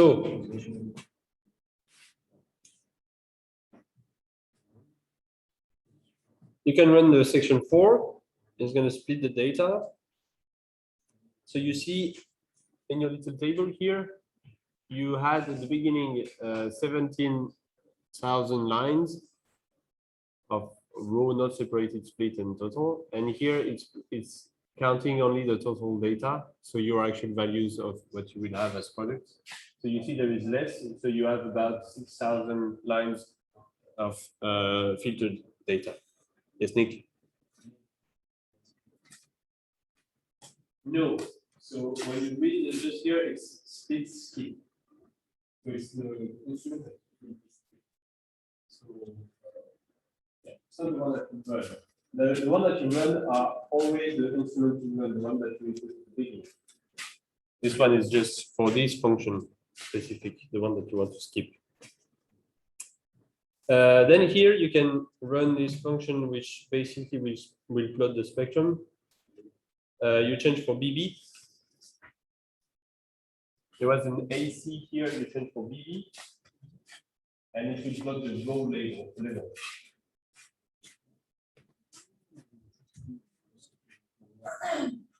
Okay, so you will have the FSW for fetal seawater and TSW. Okay, so there is some crap here. There is some little crap here. So you will run the automatic QC on it, and basically this automatic QC here, you have several options on it. And this is basically fudge factor, as I said earlier. This is for the ACS, total A, total C, and you run every channel differently. So you auto QC with different fudge factor, because on one ACS you will have this step that I showed at the beginning, that will appear more on the C side than on the A side, on the raw data and calibrated data. And this you have no way to know beforehand. It depends on the calibration. So I usually, for the ACS, I start at 6, so it doesn't remove a lot. And then I end up, and I never or rarely go below 3, because if you put 1, you will not have any data left. But that's why I keep it at 3, and usually I just run a 3. For the BB, 3 almost always, or even always works. So basically, the BB will calculate the median of the 2 points of these 2 wavelengths and see if this one is above 3 times, I think, the average of these 2 others. If this one is above here, it will remove this point. So for example, here, this one, it will compare with the average of this one and this one. And if this one is way higher than the other two, it will remove this point only, this wavelength. So when I run the QC, it will remove this wavelength here and this wavelength, but not the other one. Okay? So wait, this number is the value versus the median. So it's the 3 times the average of the other. Something like that. You can check in the raw AutoQC function, and you can change it as you want. And I also added the saturation threshold. So the counts saturates depending on which dB sensor you have, but between 4,000 counts to 4,130 counts something. And so I just add the threshold. If it goes to 4,100 counts, you just remove the data because you are at the saturation limit. So the output of this function would give you the percentage of the raw data that was deleted. So basically here you see at the wavelength 532, it deleted 0.18% of the whole raw data. And on the which is this one is the filter data, and on the total data it deleted 0.1%. So when you plot again on the next step here, you change for dB, you plot again your graph here, and you see the crap disappeared. Okay. And I have a similar AutoQC for the IPDB, for the IPDB. And it's actually very, it's necessary for the IPDB because it has these spikes, you can scan wavelength by wavelength. And sometimes if you have one particle that has the front of the sensor and not for the other measurements, you will have this spike for one wavelength and not for the other. And so it removes these spikes. And for the IPDB, I do something that adapts. So if you run it several times, it will remove spike by spikes. And over time, if you remove it 10 times, then it will adjust by itself and it will remove zero data.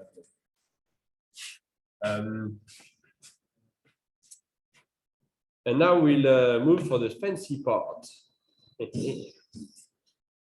So I added QC on the shape of the spectrum that you can actually pick on this graph. You select one and you delete it directly. So here you will change the section 5.2. You will change for BB here, and you will want to QC the FSW, the filtered seawater, and all means that you will remove all the variables in this line. So you will remove the full line. For the ACS, you can replace by NANS the C or the A. So you could see each channel differently. So when you run this one, it will redo the same graph, but it will stop on this one. And here, when you use the annotation option here, you click on this one, and then you can select a time, and then you tap on D for delete, and it will delete the whole spectrum. What section is this? It's the 5.2, and you change from D.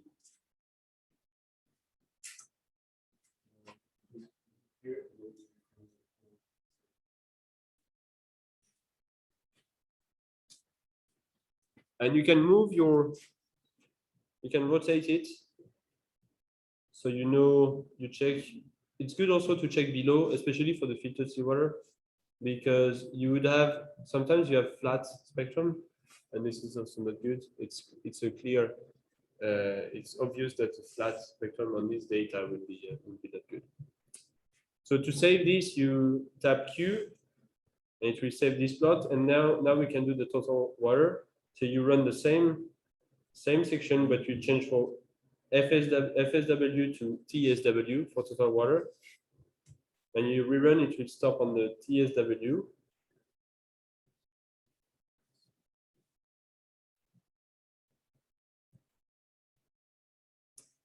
And so here, for example, I assume that to measure concentration or the backscattering, we need of the bulk. We are looking for the bulk backscattering. if there is one little one that is alone, like this one here, it means that there is one particle that either is deposited on the sensor or just pass by the green wavelengths. But it's not representative to the whole water, so I would remove it. So you click on it, delete, and I would do also this one, and this one. But you decide. It's you processing your data. I'm just showing you what I would do, but you decide. This is the challenge, so it's really hard to say to extract all that. And the calibration is not applied. It's just if you see the whole time series and you see only one that comes out and that weird shape, this one is probably wrong because the other ones are not this shape. And there is no reason to think that this one would be so different than the other one because it's still one. And it's one measurement per second. So that means if there is a bad measurement for 1 second, it's probably because you didn't have positivity or any change in the power of the instrument. But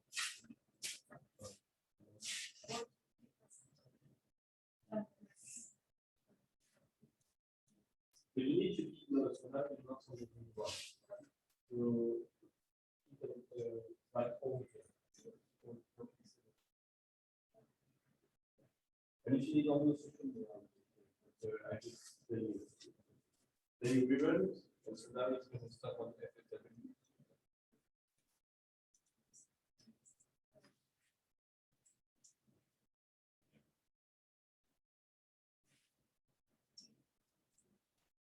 When you select this visualization,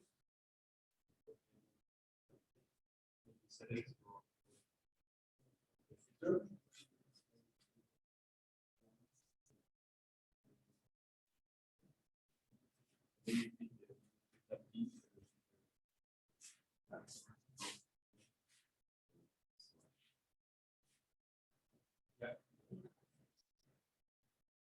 So you probably need to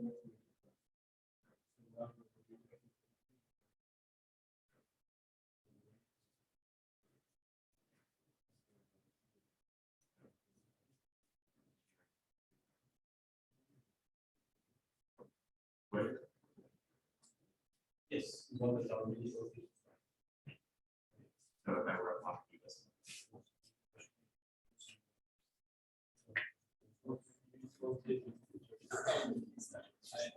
Got it? No.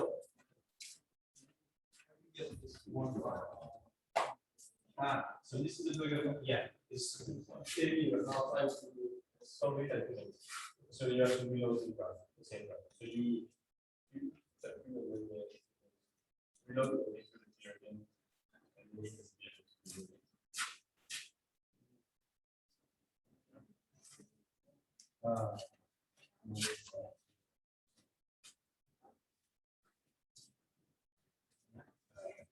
no more. No. So hopefully you say or data. No, you did not. But normally you send your region input so you can load it.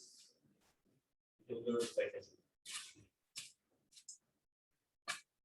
So whatever you did before, you can go back and reload it without having to work. So when you select your filter events, when you will reload your data here, you will change UI by load, and that way you will have you will reselect the part that you selected before. Okay, and this is for the filter position. But if you go to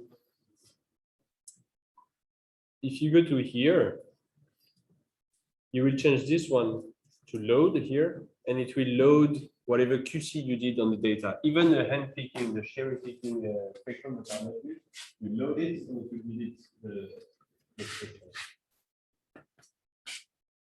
All right,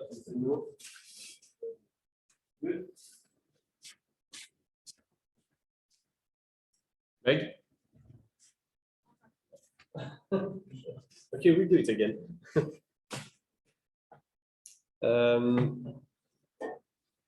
So now I'm busy, so that means I'm still on the graph trying to put. So probably this one. So I tap Q. Okay, I'm happy with this. I close the graph. And I go to right row.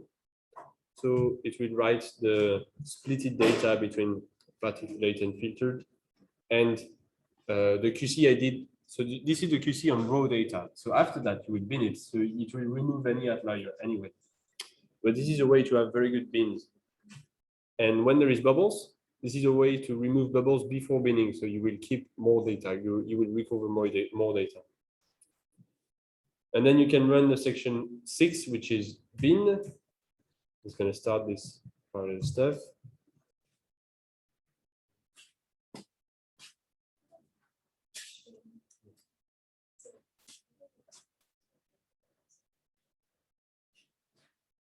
So this is object-oriented script. So this is an object, and you will apply this function to these objects. And yeah, this is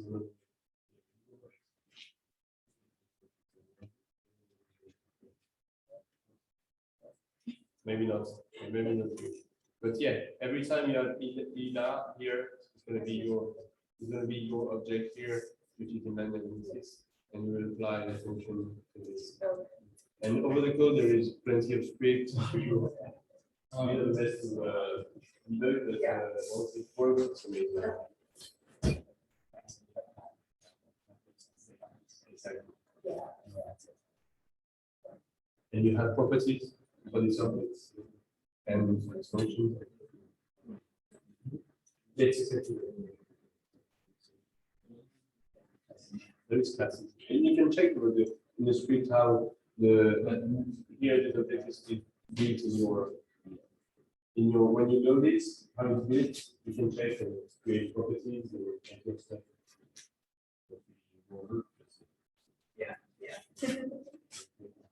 Yeah. So it should be binned. And now you can check the bin spectrum. So you change for BB and you run this, and it will give you the filtered and total. So there is some that are not good here, obviously. Basically on a filter event. So for each section here is one filter event. So I would say that this one, it's not good. This one is probably not good, but we will remove that later in the next step, in a QC step.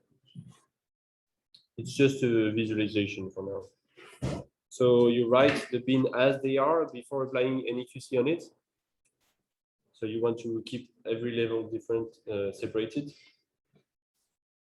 And then you run, so yeah, just now I think about it. So whenever you want to load, if you stop in the middle of your process before, and you want to load your levels, different levels, without having to redo the whole process from the beginning, you just increment one of the lines here, and you can reload what was done before. So it's going to read the file that you wrote before in your raw data, the bin data, the QC, all the code data.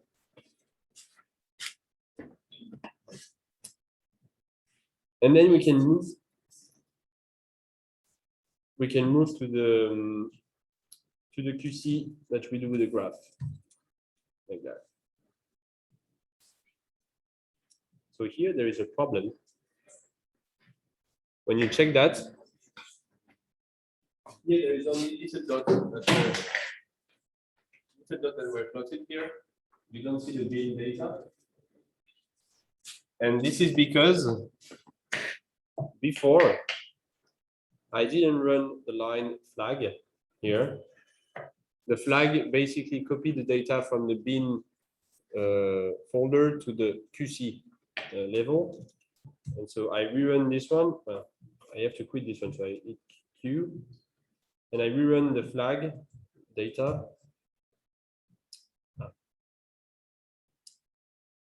Giving me a problem. So I will redo the binning. And I will rerun the flag. It's giving me a problem again.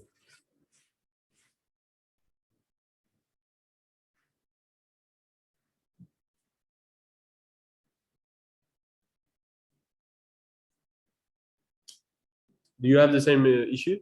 Yeah. Shit.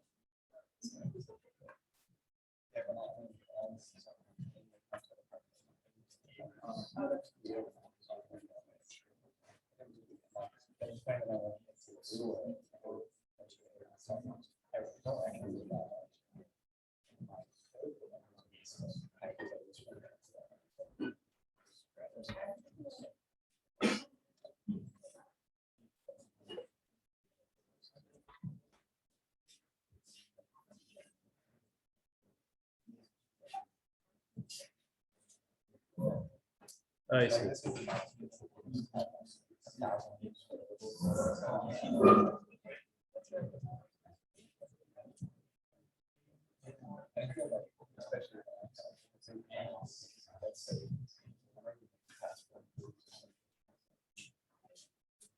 Okay, I know.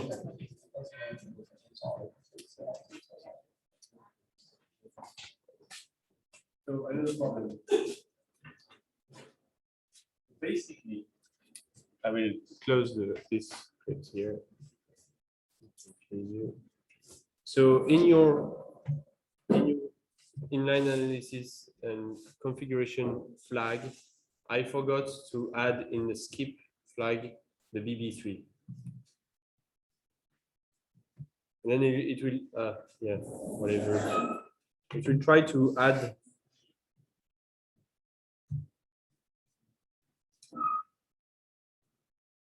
It will try to run the flag on the VB3, but the flag doesn't work anymore. This is the wrong version of the software. So every time you run this code, until we remove it, and just add all the instruments into your script. So it will not run the flag on the VB3. This is It's not. sorry. Please.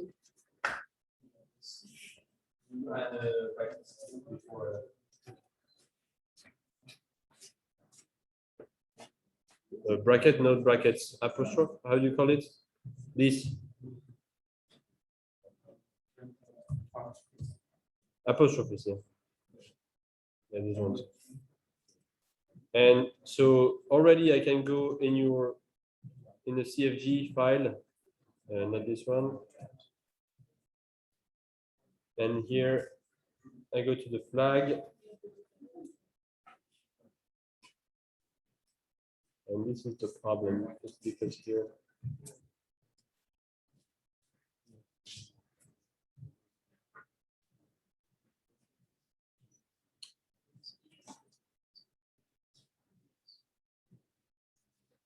But I will make sure to update it sometime, so it doesn't do this again.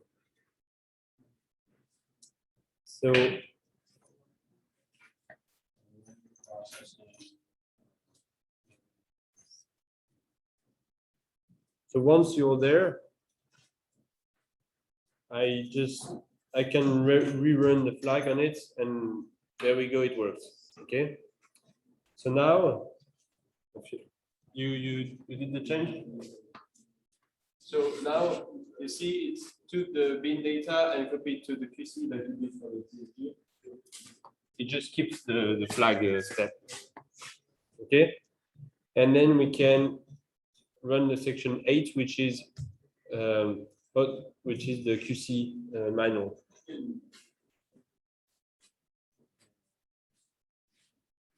Okay, so in blue, you will have the total data. In red, you will have the filtered data, and in yellow, you will have the buffer that you don't take into account. So with the method with exponential fit, it will actually every filter event, so that you define with your switch change position, every filter event, it will detect if there is bin data in it. If there is bin data, it will take this filter event into account, and it will take the buffer plus the filtered and fit an exponential to this point. Okay? To this point. So here it will take, even if you have only points read here, it will take for this method of filter and separation. It will take this section here and run an exponential. If you use the method with I think the other name is sensitive percentage, it will just take the red points and do the average of the 20%. And this subtracts that from the. Yeah, this is what okay. So if you want to remove a filter event from your data, you remove all the bins all the bin data, and it will not take it into account. So here for me it looks perfect. And when I go for the rest, it looks good, except two little things that I remember, because when Robbie started the engine, we saw a big peak here. So this is probably bubbles. So I remove this. I use T, and you click before and after, and it will remove the data. And then here again, this for the afternoon measurements. Okay. And you save with a Q. I can reload again, and when I reload the same data, you see that the bin data disappeared from the peak of engine. That means it was taken into account.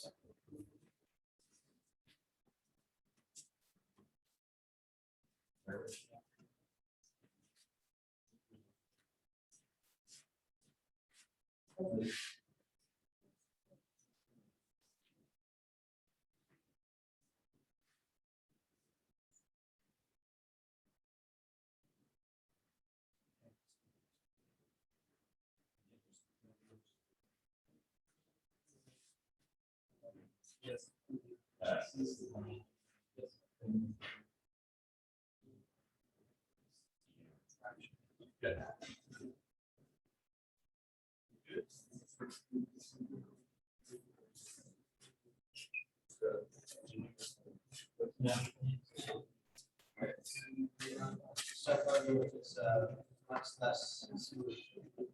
Yes, and the advantage, this is the method that you can apply to all your instruments. This is what it is. Okay, so we can move to the next one. I skipped the optional auto QC on the QC level because the data looks good to me, and I will just plot the QC QC data, the spectrum here. It looks perfect to me now. Actually, man. So here on the filtered, I might do something here. Ah, no, I forgot, because we are using exponential. So the advantage of exponential fit is that I'll show you how it does. So here you have one filter event. So even the bin data is not good here because it's starting too high and then decreasing, but it's a bit slow. So you would want to do the average or the median of this. So using the 26% you would still have correct values for your filter events. But if you use the method that we are using now, the exponential one, it will not use the bin data, and it will actually take the fits on the raw data. And so you would have the value here, which is actually the core. This is the power of this method. So you don't even have to really QC your filter data as much as when you do only the median. This is the beauty of the method. And then you can move. So if you want to QC more, you can run this one. It's the same, it's the cherry picking spectrum function, but for the QC level. So you can QC the BB on the QC level, and you want filtered seawater and all. But we will not run it because the data looks good already, so we don't need to run it. It's an extra step if ever you need it. And now the final one, which is very important, is to check how the switch position for your interpolation, because this is what will define your final results. So here you see that because we did a good job before, between every filter event, there is a total section. The black line is the switch position here. So there is a total section and then filter total. And even if it's not really defined, this black line here will just define what to do for other measurements, what will be a filter section. So it doesn't have to be really precise. It just has to engulf all the points here, which is the case. I added another feature on this function is that here, for example, at the beginning, we have the first measurements here that don't have a filter event here. Okay, so this will be lost because the interpolation here will do crap spectrum. So what you can do is all the options that are within here, you can select one filter event with X. You select one filter event, including the buffer. X. This one. And you can select the time slot you want to duplicate it in. So this is always, you have to remember, this is a bit playing with the data, but you have to remember that this might add some uncertainty to the data. But you can check how it looks like. But you can try to recover more data in some cases. We are not really interested in this part, but I can show you how it is. Would you typically try to just get filtered water first? Yes. Yeah. So this is the case that you don't, and you really want this data. You have a way to recover it, but you have to really pay attention how it's modifying your data set. So for the BB, it's no problem because basically the dissolve shouldn't scatter. But for the ACS, if there is a change in dissolve in CDOM concentration, you will have a different shape in your absorption spectra, and it will change the shape of your absorption. So be careful with the ACS. You can use it, but you have to.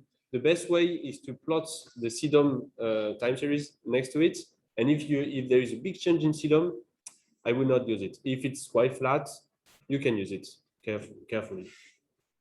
So once you have selected your filter event you want to duplicate, you can tap on S, and then you click, and you leave a room. You leave room, so it will be the start of the filter event duplicate. So it will take this one and duplicate it here.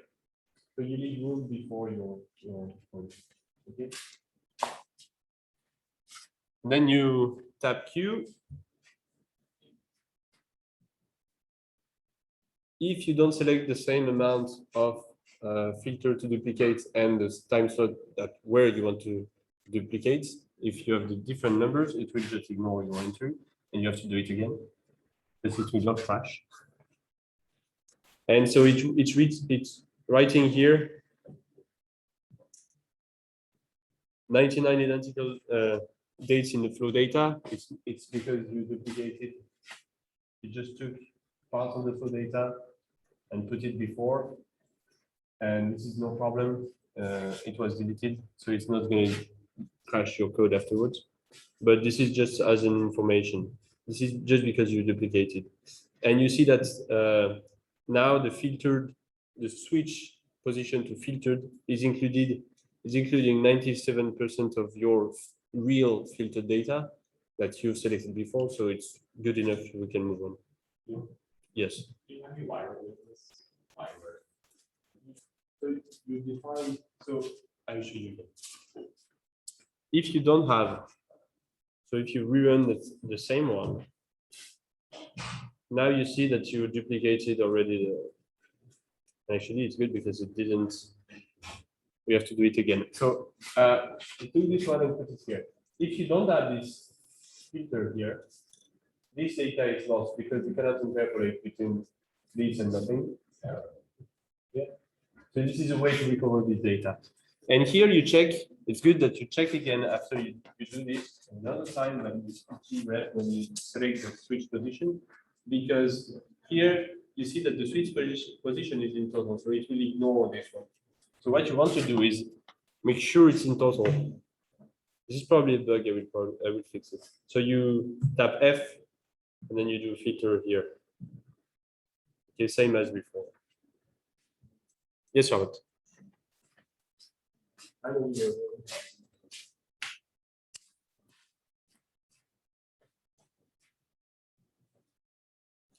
Good.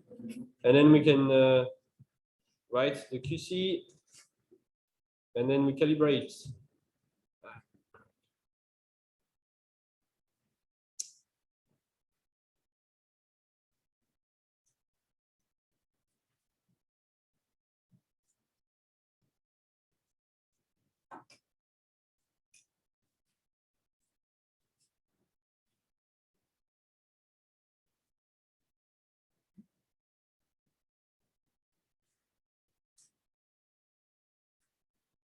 Yeah, okay.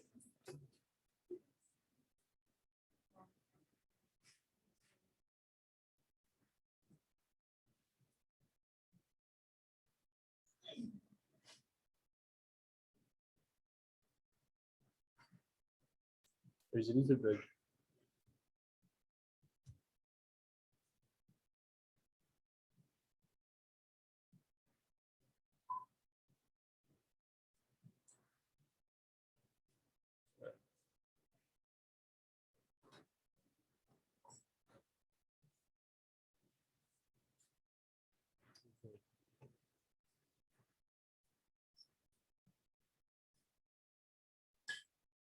Okay, I will fix this, and you can do the same, exactly the same process on the ACS, and we will finish this process just after.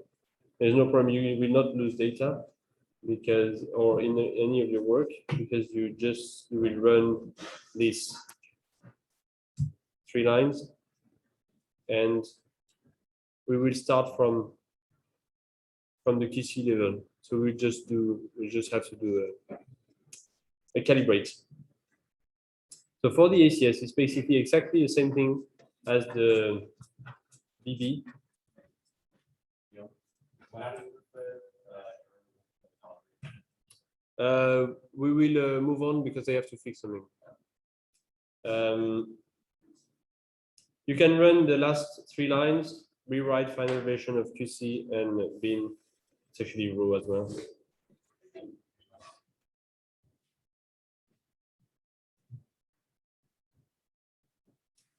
Yeah, I usually always have the CDOM source. So I have the CDOM parameter, and here in its configuration file, I didn't enter any CDOM that's right in the configuration. So I will make sure to bypass it. But this is why I never had it before. did you run a lot of Sorry? Did you run a lot of No, because you didn't do the calibration, so you don't have the product yet. So you just write what you did before, row, bin, and QC, and you can start from the instrument part here at the beginning, just before the 1, and you can change BB3 for ACS,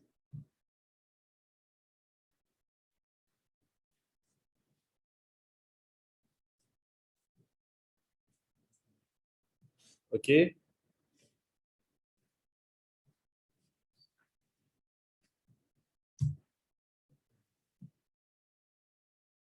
Ah, yeah, sorry, no, it's not ACS, it's ACS. It means because we always have a lot of ACSs, it always needs the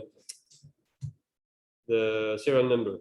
So it's ACS 94. And it's going to start importing all the data from the CSV file, and it will create the match file.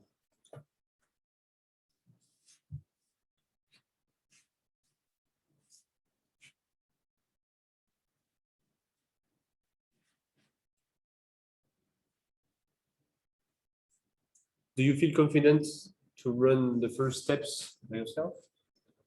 Yes.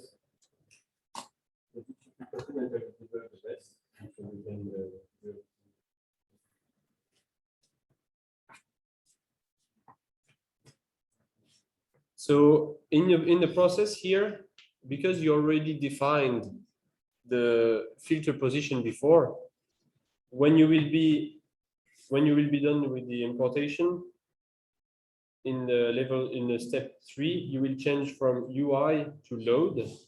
So you will load what you did before on your switch position before.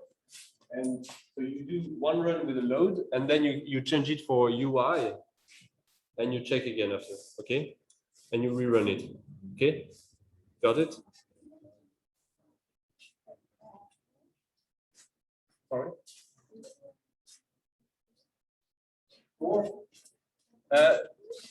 You can check the synchronization, but this is how you want. So if you want to check the synchronization, you run this line, and you check if it's a line or not. So step 2, you said 4. 2, yeah. So this one, you can run it and you check the synchronization, if it's good or not, if your filter is good or not. But clearly the first part was crap. And when you apply, so when you apply here your load and you run it like that, it's gonna load your previous work. And so when you change it back to UI to check it, or you run this one actually, you will see that the filter is way better than before. So you see, now it's nice. This is a way not to do the work twice. Got it?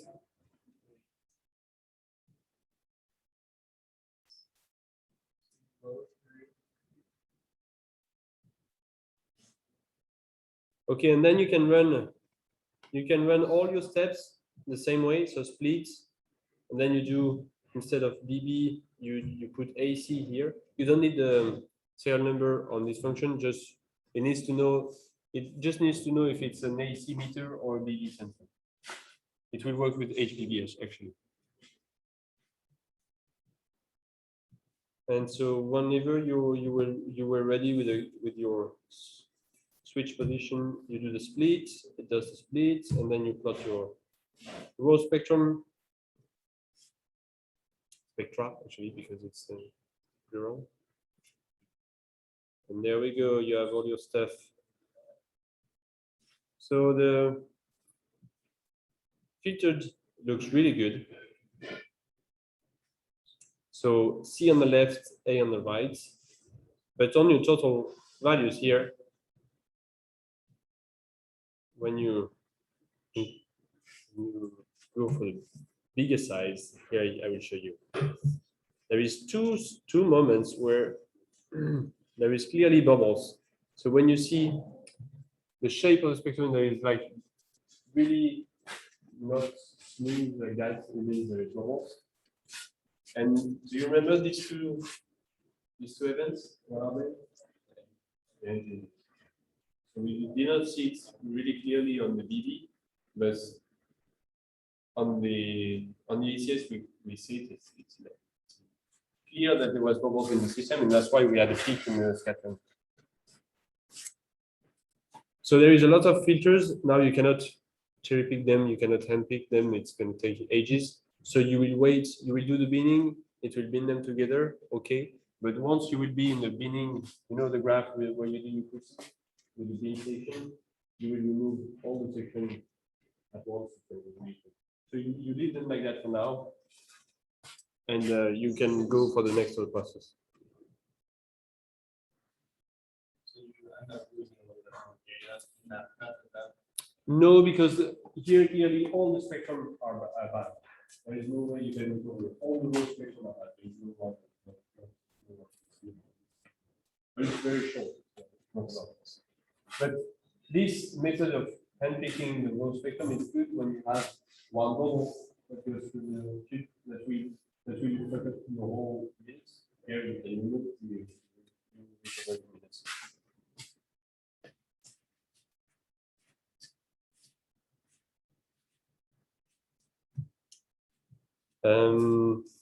So let's go with you. I will go over with you with the ACS, and I will fix the BB later, and I will tell you when it's ready. So here you have this fetch factor for the auto QC. You will see it will remove some of the bubbles in the engine events, but not all of them. So this depends your ACS. Here I tested yesterday. If you run on with the 3 as a fetch factor here, it's going to be good. It's going to give you good results because it's going to remove some percentage, very little percentage of the data. But usually I understand weekly. I adjust this number by the percentage of data I remove. So if I do, for example, in the total data, and I see, oh, there is a lot of bubbles. Oh, I put 1. This is crazy. Okay, I run it and I check here, and it will tell you it removed very little on the filtered data, but it removed 49% of your spectra on the total data. So this is not good. You will end up with no data at the end. So what you want to do is you go back to your previous level, which is you do the split again. You have your data intact again, and you can run with a higher value like 3. And here, when you run it, you see it removes 0% on the filtered and very little. And because when you check the spectra, they are really good on the filtered. They are really exponential. There is no problem. And on your source of data, it removes actually some of the bubbles, but only 5% or almost 6%. So this is reasonable. You can run from there because you have to remember that for the ACS it's 4 measurements a minute, second, and then you finish 2 minutes. So it's a lot. You can remove even 20% of the data. You see, you'll be fine with the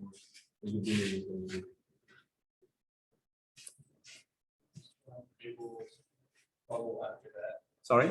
Still have the deep bubble. Yes. You still have the bubbles, and that's why there is no way to. You here, if you have that, this is not a bubble. This is because you select. Example, you selected total data into the filter. So you didn't do your separation filter properly. Then there is some total data that you have to go back to the previous step. It should be exponential like I did.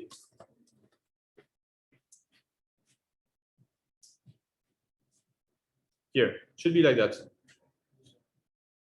We have the same data, so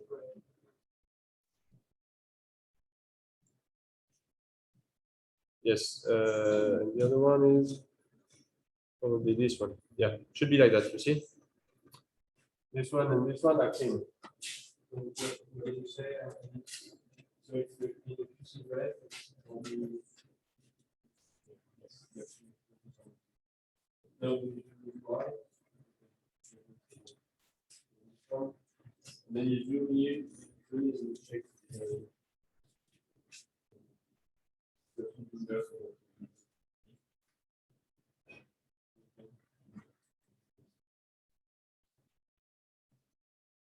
somewhere. Very good. And you have to zoom a lot horizontally to make sure it's good.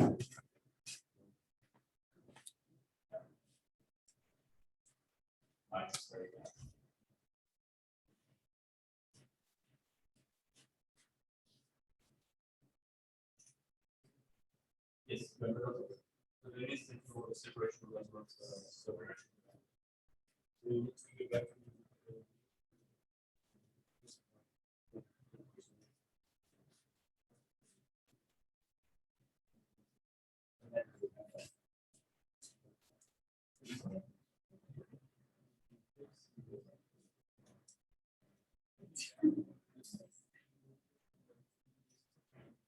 So I think you're fine.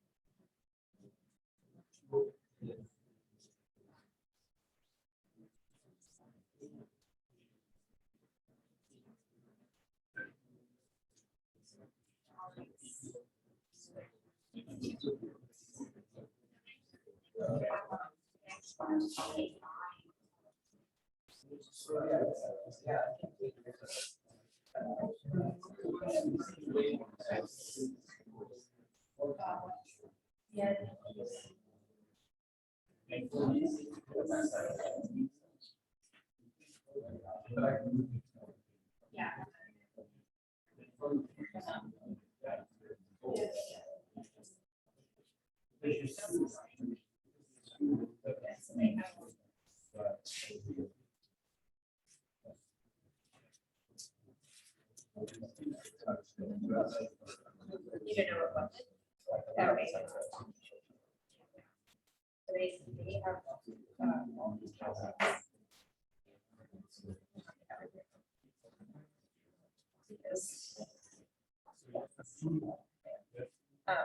because, yeah, so. it's your, whenever you have a change of switch, yeah, it switches with the data that is for you. Another step over there. Is around the board.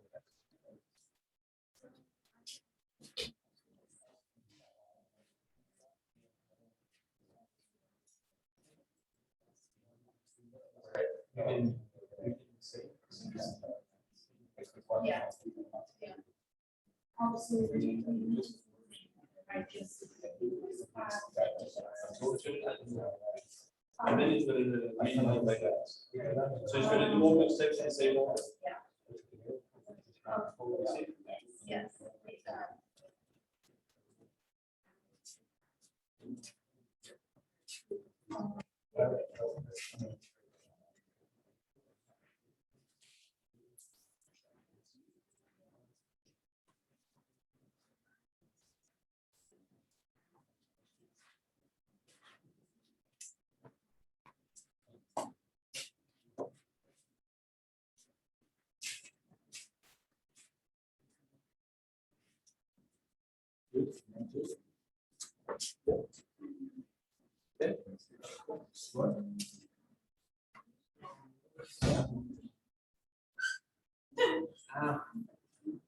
Sorry, yes. So if you have the computer, it's going to block on these, yes. But you can add a threshold because yes, you can treat that. Yeah, so it's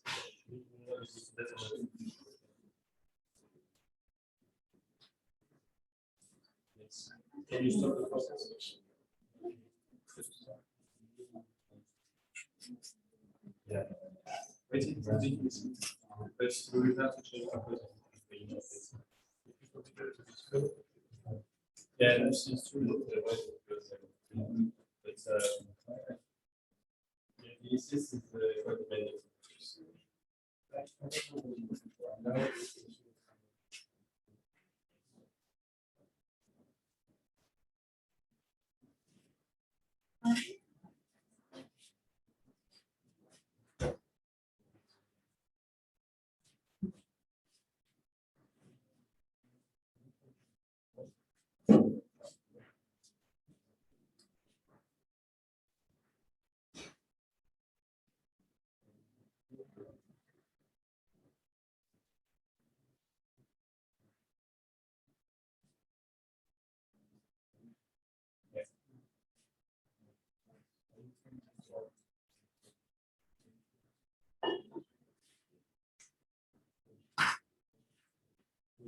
Really like that. I should let's read it. This one. Yeah. So this should be it's always before the change. So the speed should be here and here before it changes. Okay, so I just use the T. You can use the T to make it perfect.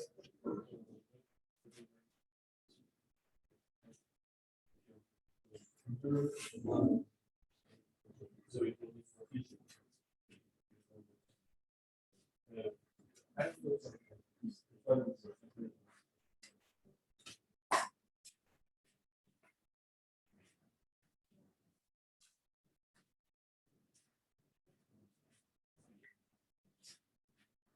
This is it.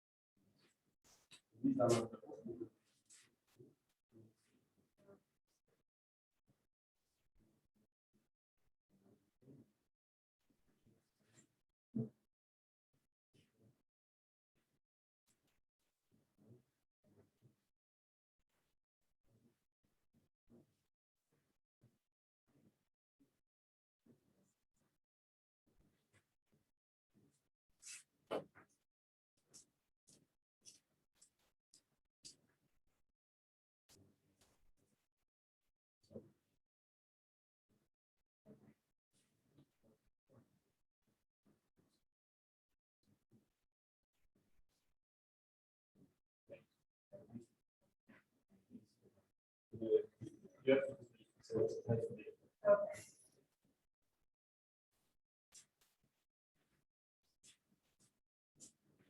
The practice between so I did not know. Yes. Good.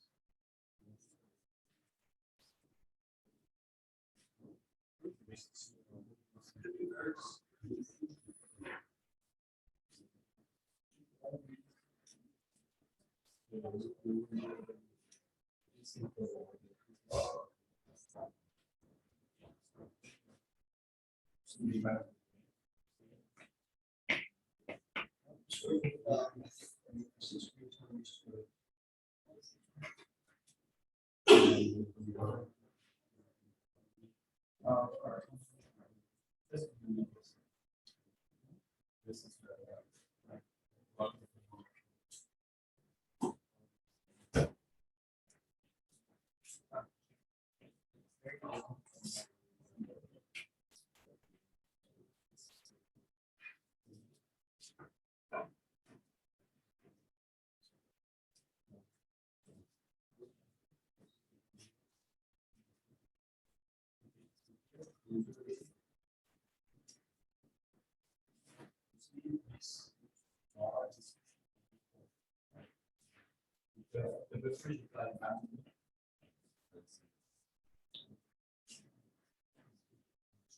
it should be, the graph should be as it is on the graph.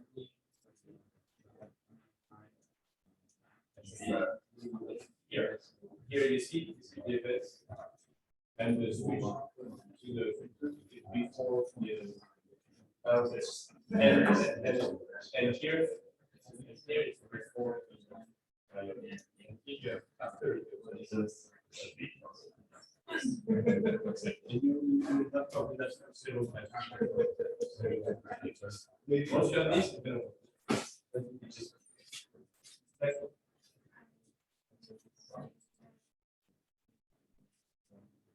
so yeah, I think we will have to start with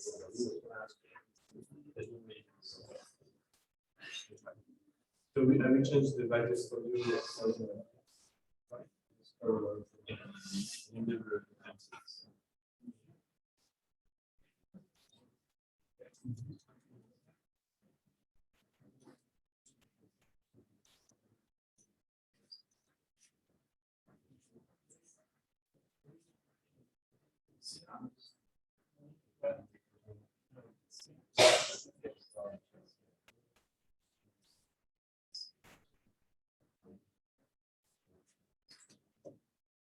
here.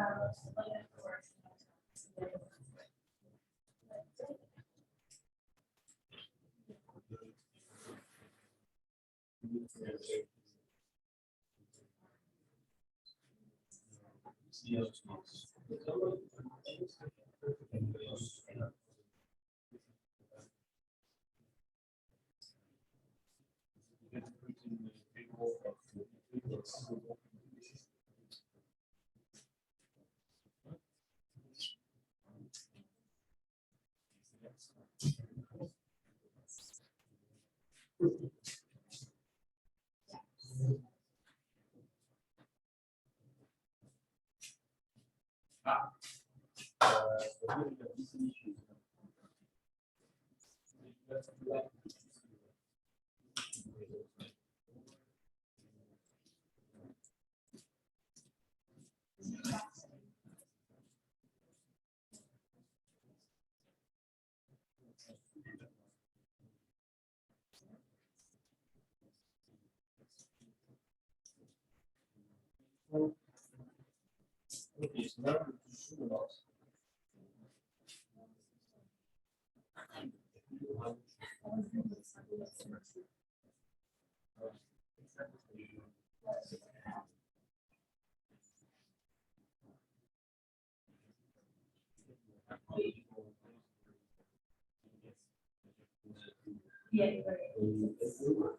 Actually.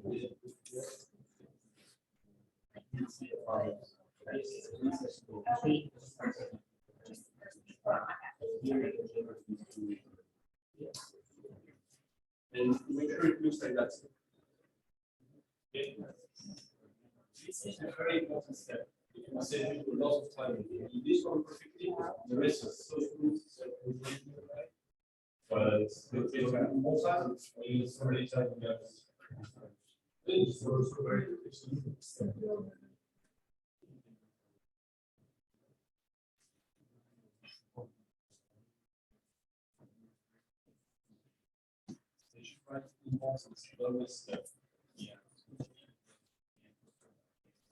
This is those time. Yes, that's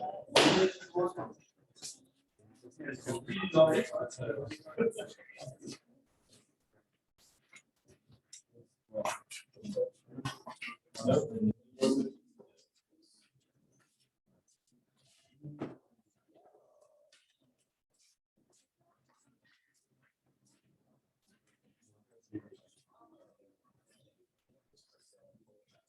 You need all the investigation.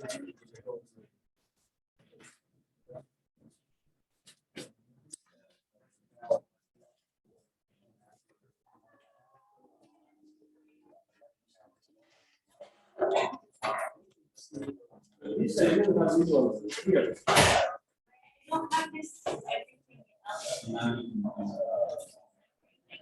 I need to wait properly. Yes, but only for this. Yeah.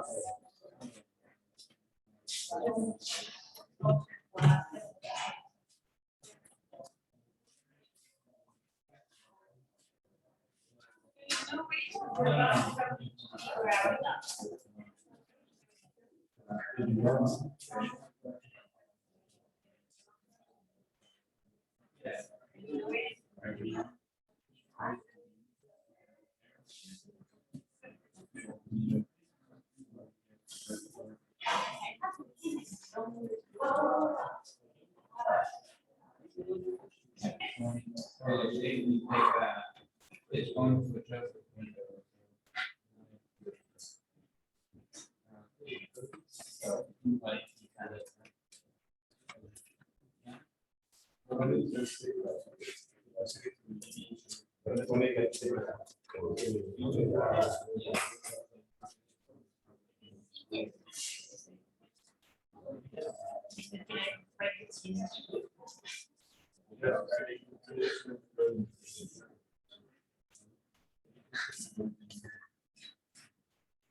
Yeah, sorry.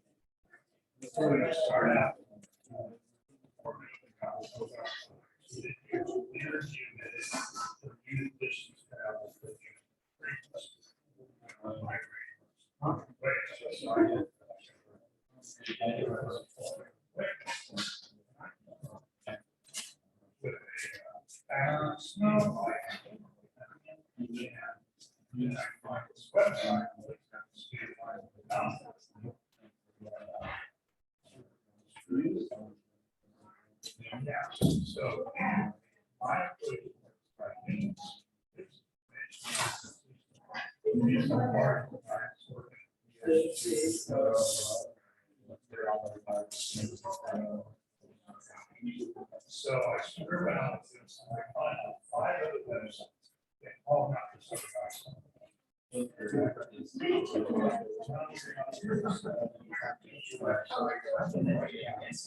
And so, yes, I finally find.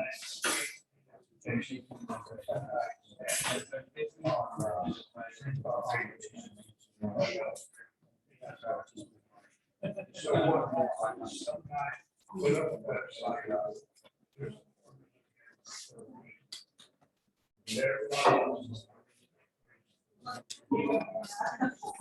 Absolutely.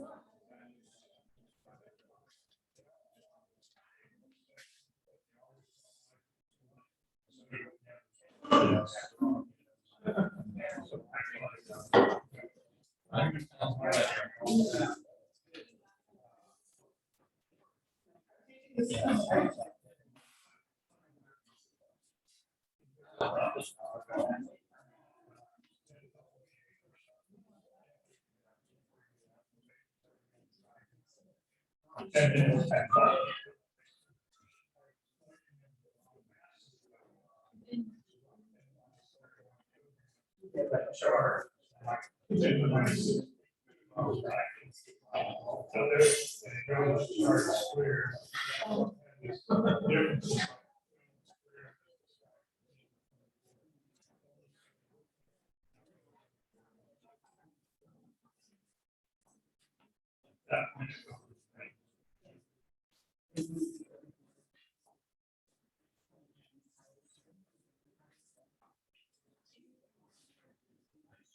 Yeah, that's nice.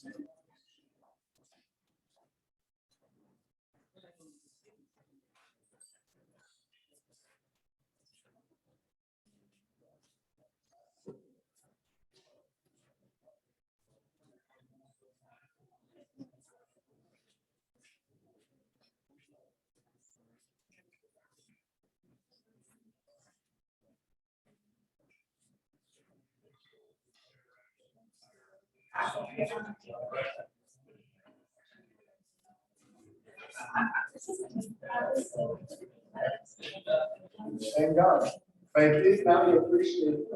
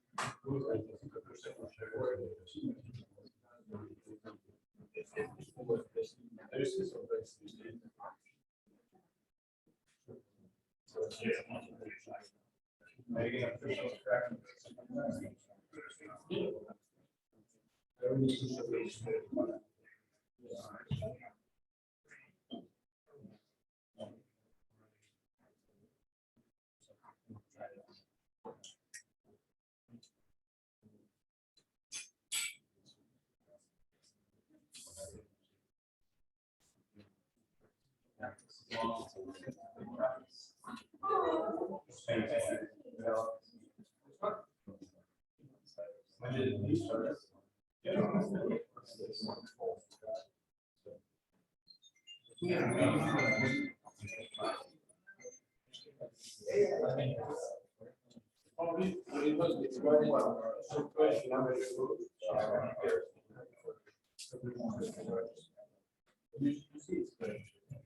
yeah.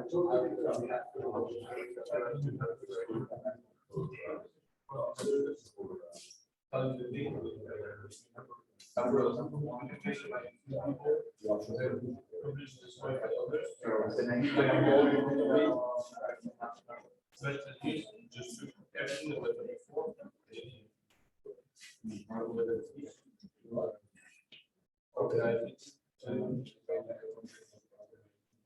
Yeah, yeah.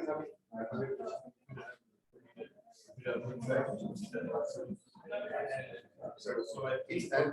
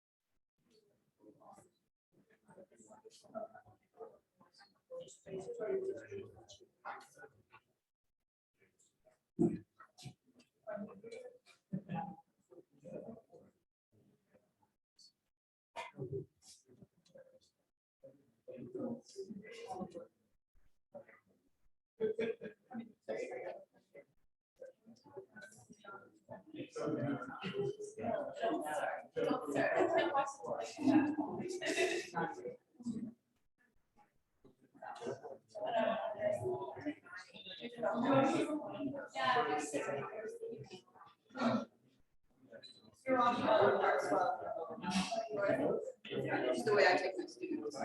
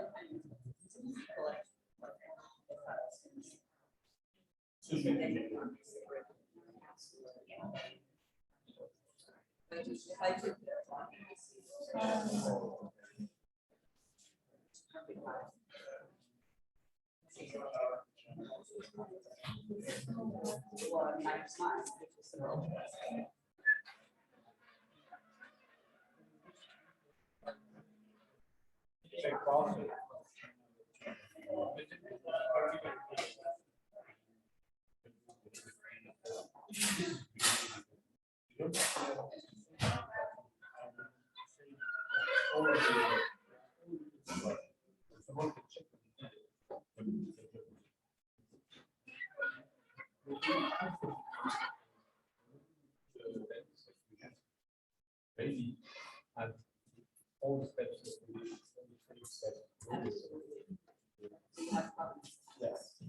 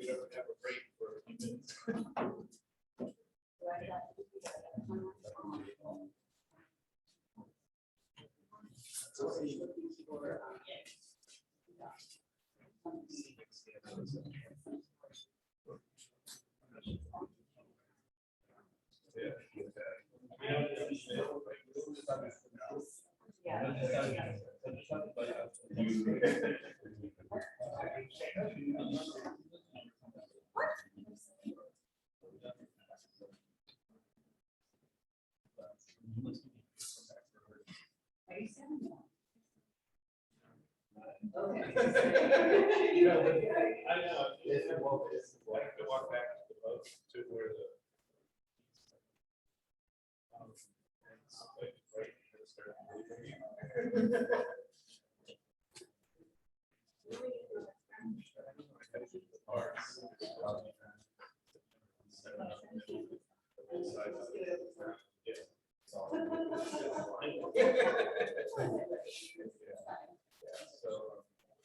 Yeah.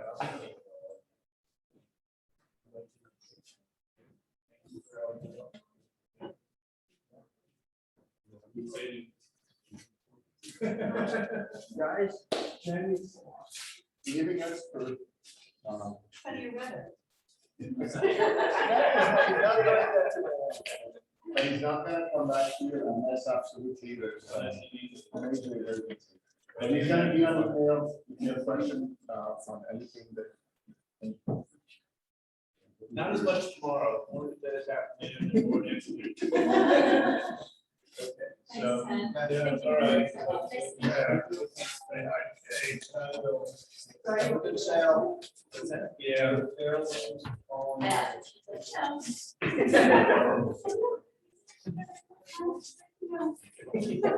Well, look at the weather too.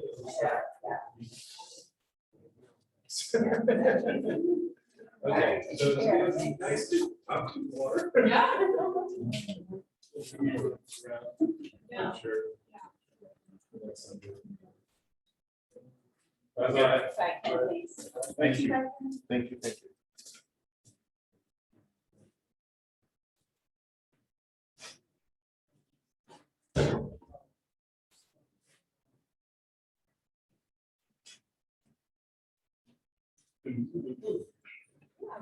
Well, I studied that an hour late. I caught No,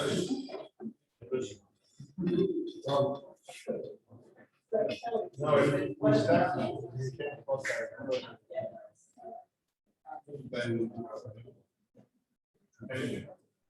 Yeah. Maybe that got set up.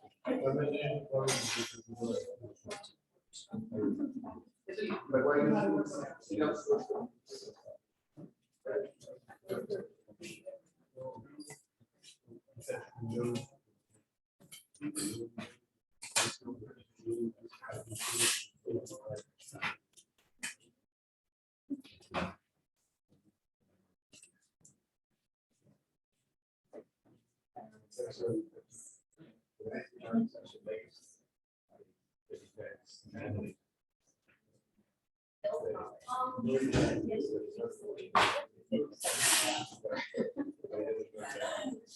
Well, I think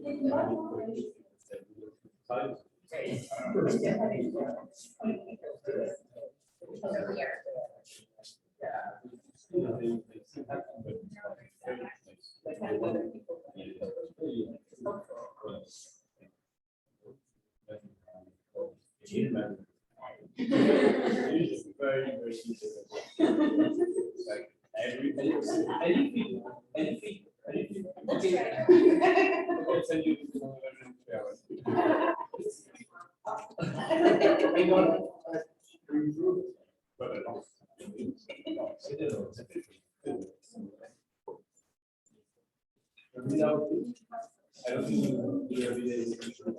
Yeah. No, because I tried the older version. Like, no, before it was-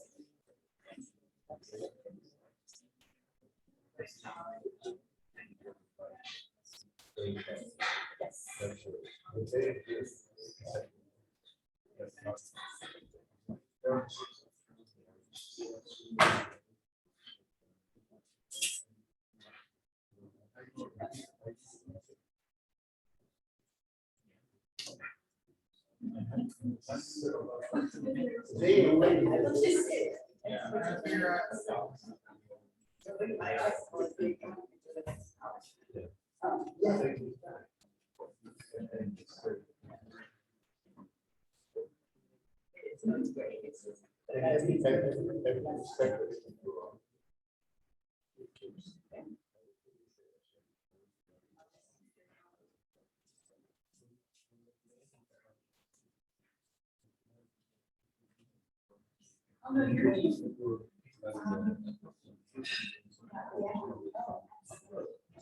did think that. Yeah.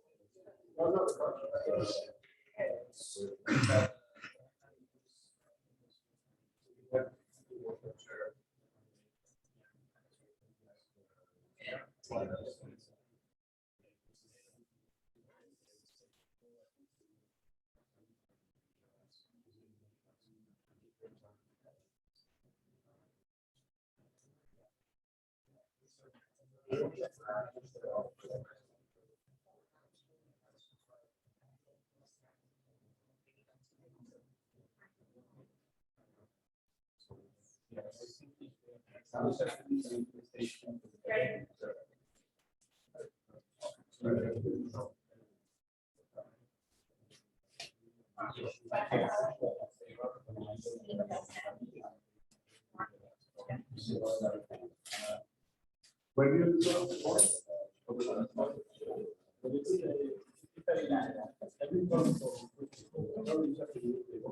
so all for the rest of the afternoon, you guys are we're here to help. You only debug the candidate set, and if you want, you can put together today or not. No stress. So you see that you get to where you want, we're around. You know, including filtration, whatever, chlorophyll, and anything else. Sounds good? You're already doing it. And yeah, and tomorrow we'll start, we will want to start moving towards the one. Well, so those of you who will project want to incorporate the more sense. So Kurt, question to you.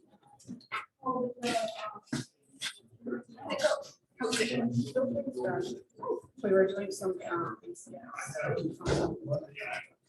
And we're just going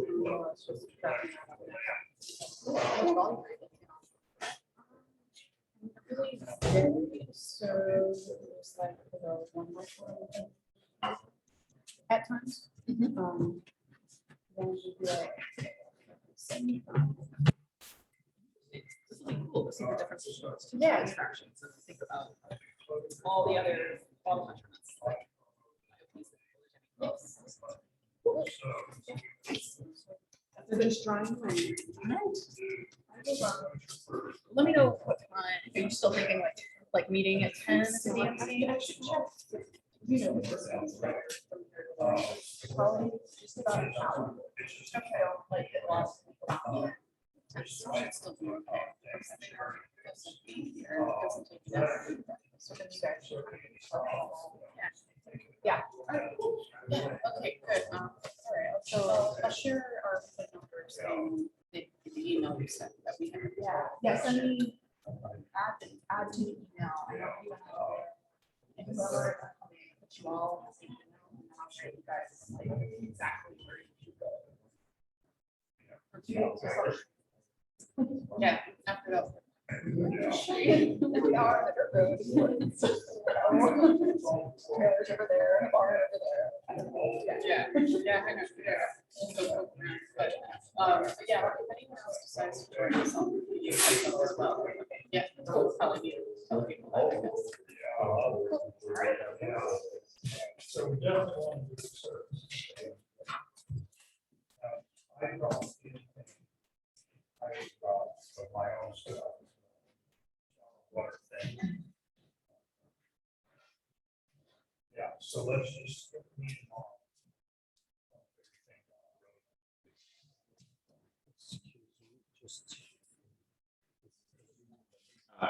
Trouble doing the editing.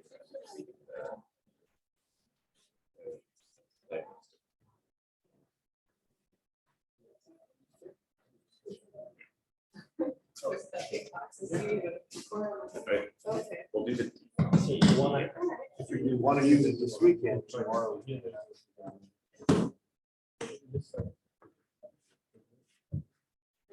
This looks like it's not. So you. Yeah, we'll have to figure out how to help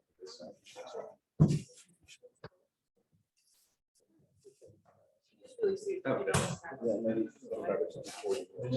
Okay, great, thanks. just can I do another one? Somebody wants to go. They are.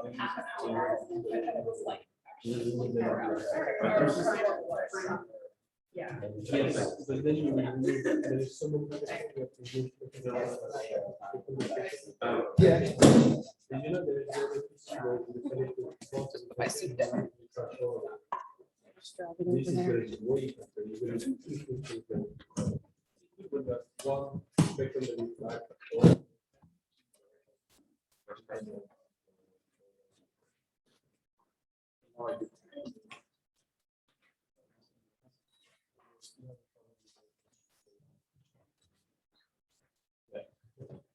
Yeah, this is the way to check it. So I'm looking at the raw.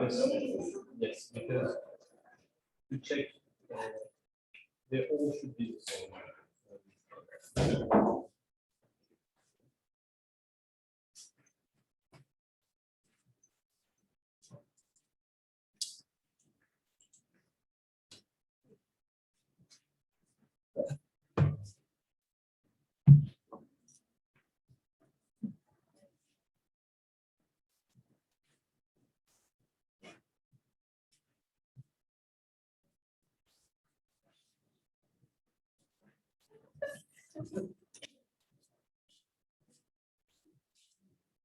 yes.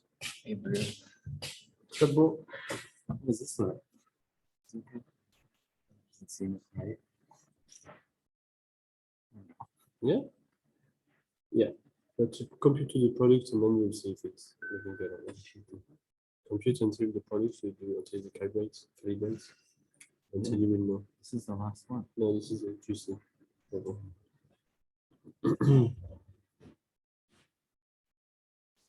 Right. This one. No, yes, yeah, actually, okay. This one's good. No, this one, this section. This one. Yeah. So no Yeah, problem. probably.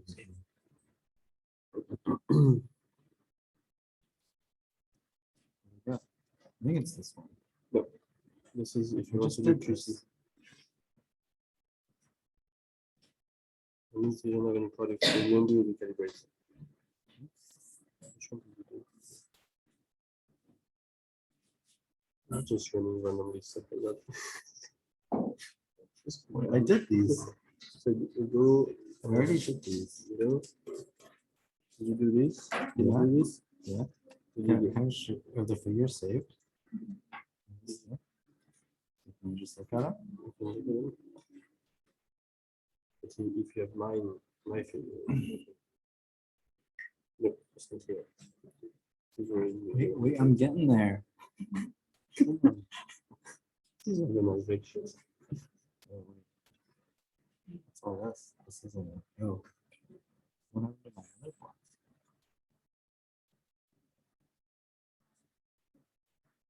Oh, you haven't.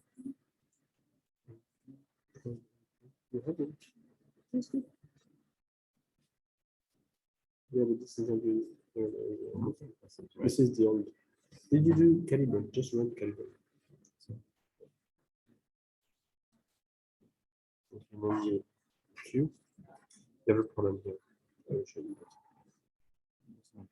Yes, I will show you. Yes. See? Yeah, but- Okay, it works fine. And then run this one. Look at that. It runs. See? Check the other graph. The one below. It's better than the other one. Yeah, it's It's still gonna be good. there's still a problem. But where? How do you see it? Run again the calibrate.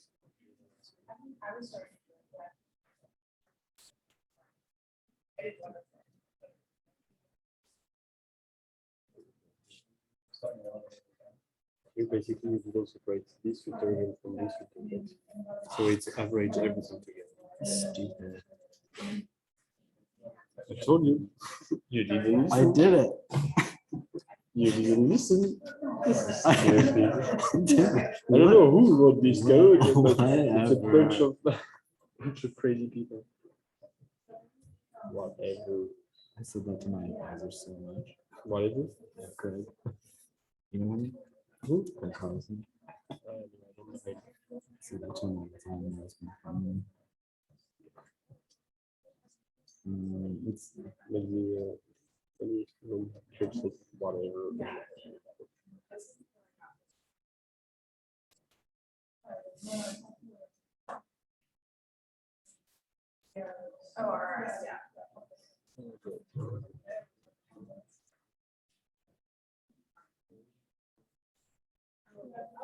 Okay. so here's the right. This looks fine. Here's the problem. Sorry? Pay attention to me. Yeah, so you have to have a. Oh, I just have to. But you don't have to do that here. You run the QC position, QC switch position. Like this, and okay. Down, down, down, down, down. Is there a way to like get to sections Like rather maybe, than scrolling? maybe. Like, I are don't know. these like? Because these are breaks, obviously. So Yeah, I don't know anyway, but go up, up, up, up. Yes, Emmanuel, you can run this one. So right here you do T. And here you can add again T, T, and then you go. Yep. Perfect. It's gonna work. just Q. Yes. Q. How do you read it? Yeah, it's fine. Why? You have time here. You recognize the time? Yeah. A, you know what it is? A. You have to switch position to this, which is one here. And flow at the same time. Complicated. You have everything on one brush. It's not that complicated. Yeah, the Q doesn't work. Yeah, it doesn't Now I- connect the whole thing. Now I keep going. Right? And then you do calibrate. Okay, there we go. That is beautiful. Right.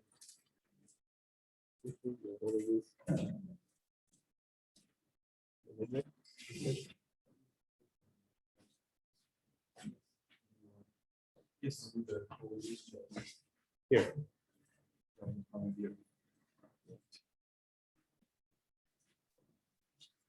Let's summarize. So we have 7, You change mine. 9, 10, 11, 12. Nobody wants the muscles. Oh, 1 second. 20, 21. Yeah.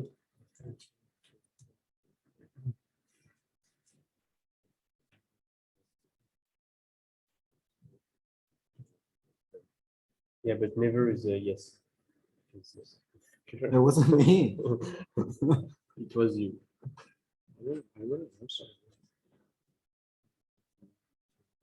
Yes, it's you.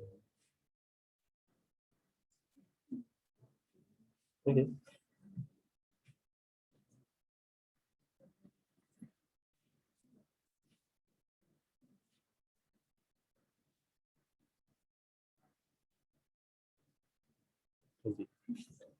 See how many nodes? So Yes. Nodes are 4. Nodes are 25 people. There's 5 nodes. So 20. How many times? How many times? I think everybody except for Everybody one. except for one. So 20 minus, so it's maybe 19. That's all. Okay, 19. I think plans one was.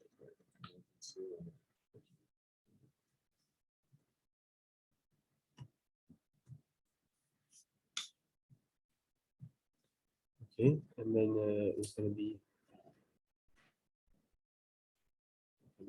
here 1 pasta. Okay,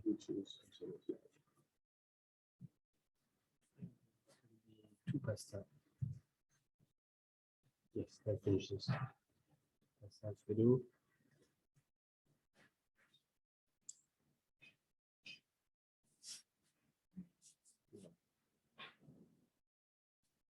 Let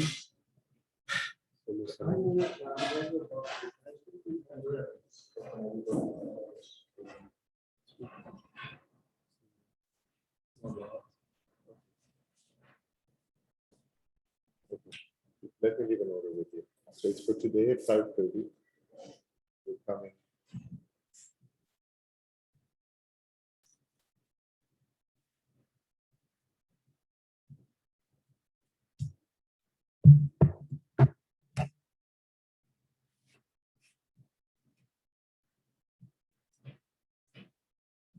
It is beautiful.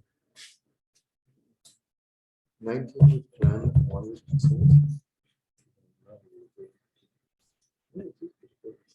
2 dozen or so.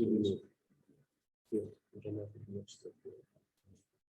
2 house pasta with Alfredo sauce. 3 summer salads.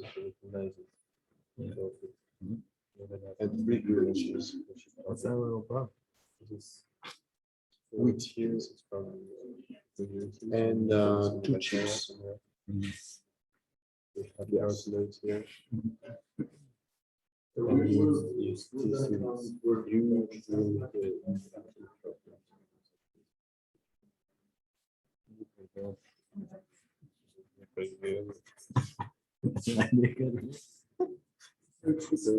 I'm a good scientist. Is that?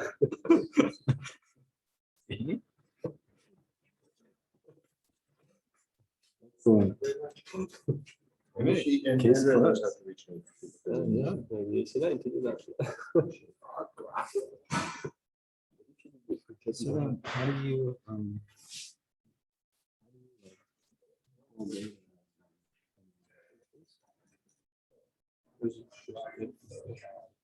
When did you, now you're happy with your product, so you write it. And then you write it. Okay, that's good. And now when you go to your folders. All right, yeah, what's the pot, just the pot? yes. And then you go to work. No, it's, yes. You have the product. You have it? There we go. And then you have your data. And so the prod is whenever you have like months of data and you merge it, it goes to the product section, you will have one table for the whole thing. Because here it's going to create one table per day.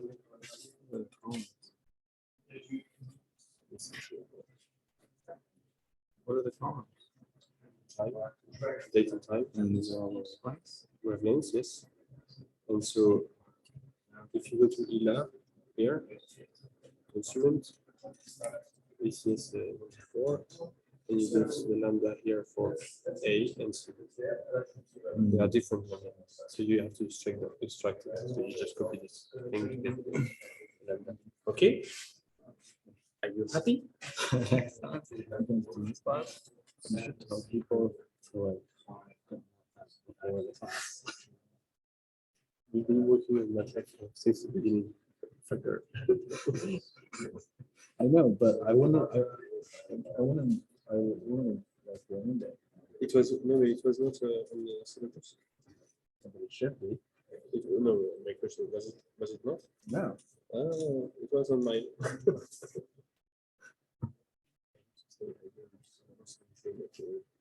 Nothing was like this is final. They never said this is final. This is it. Have you said this? Among the 20 versions, which one I should send? Yeah. Sorry, yeah, I did not. Sorry, my bad. See, Yeah, you're bad. Yeah. Take this class again. Very good job. I don't know who this is. Netherlands. Huh? Netherlands again. Dude, I got something from a different country and I think it's just some robot chick. Trying to steal my money or something. Mm.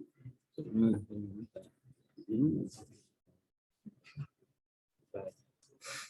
Engine. We removed that, right? Yes. You did.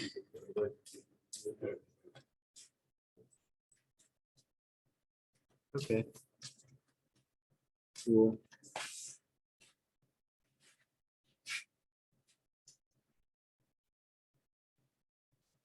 I guess I'll try to do it with the AC.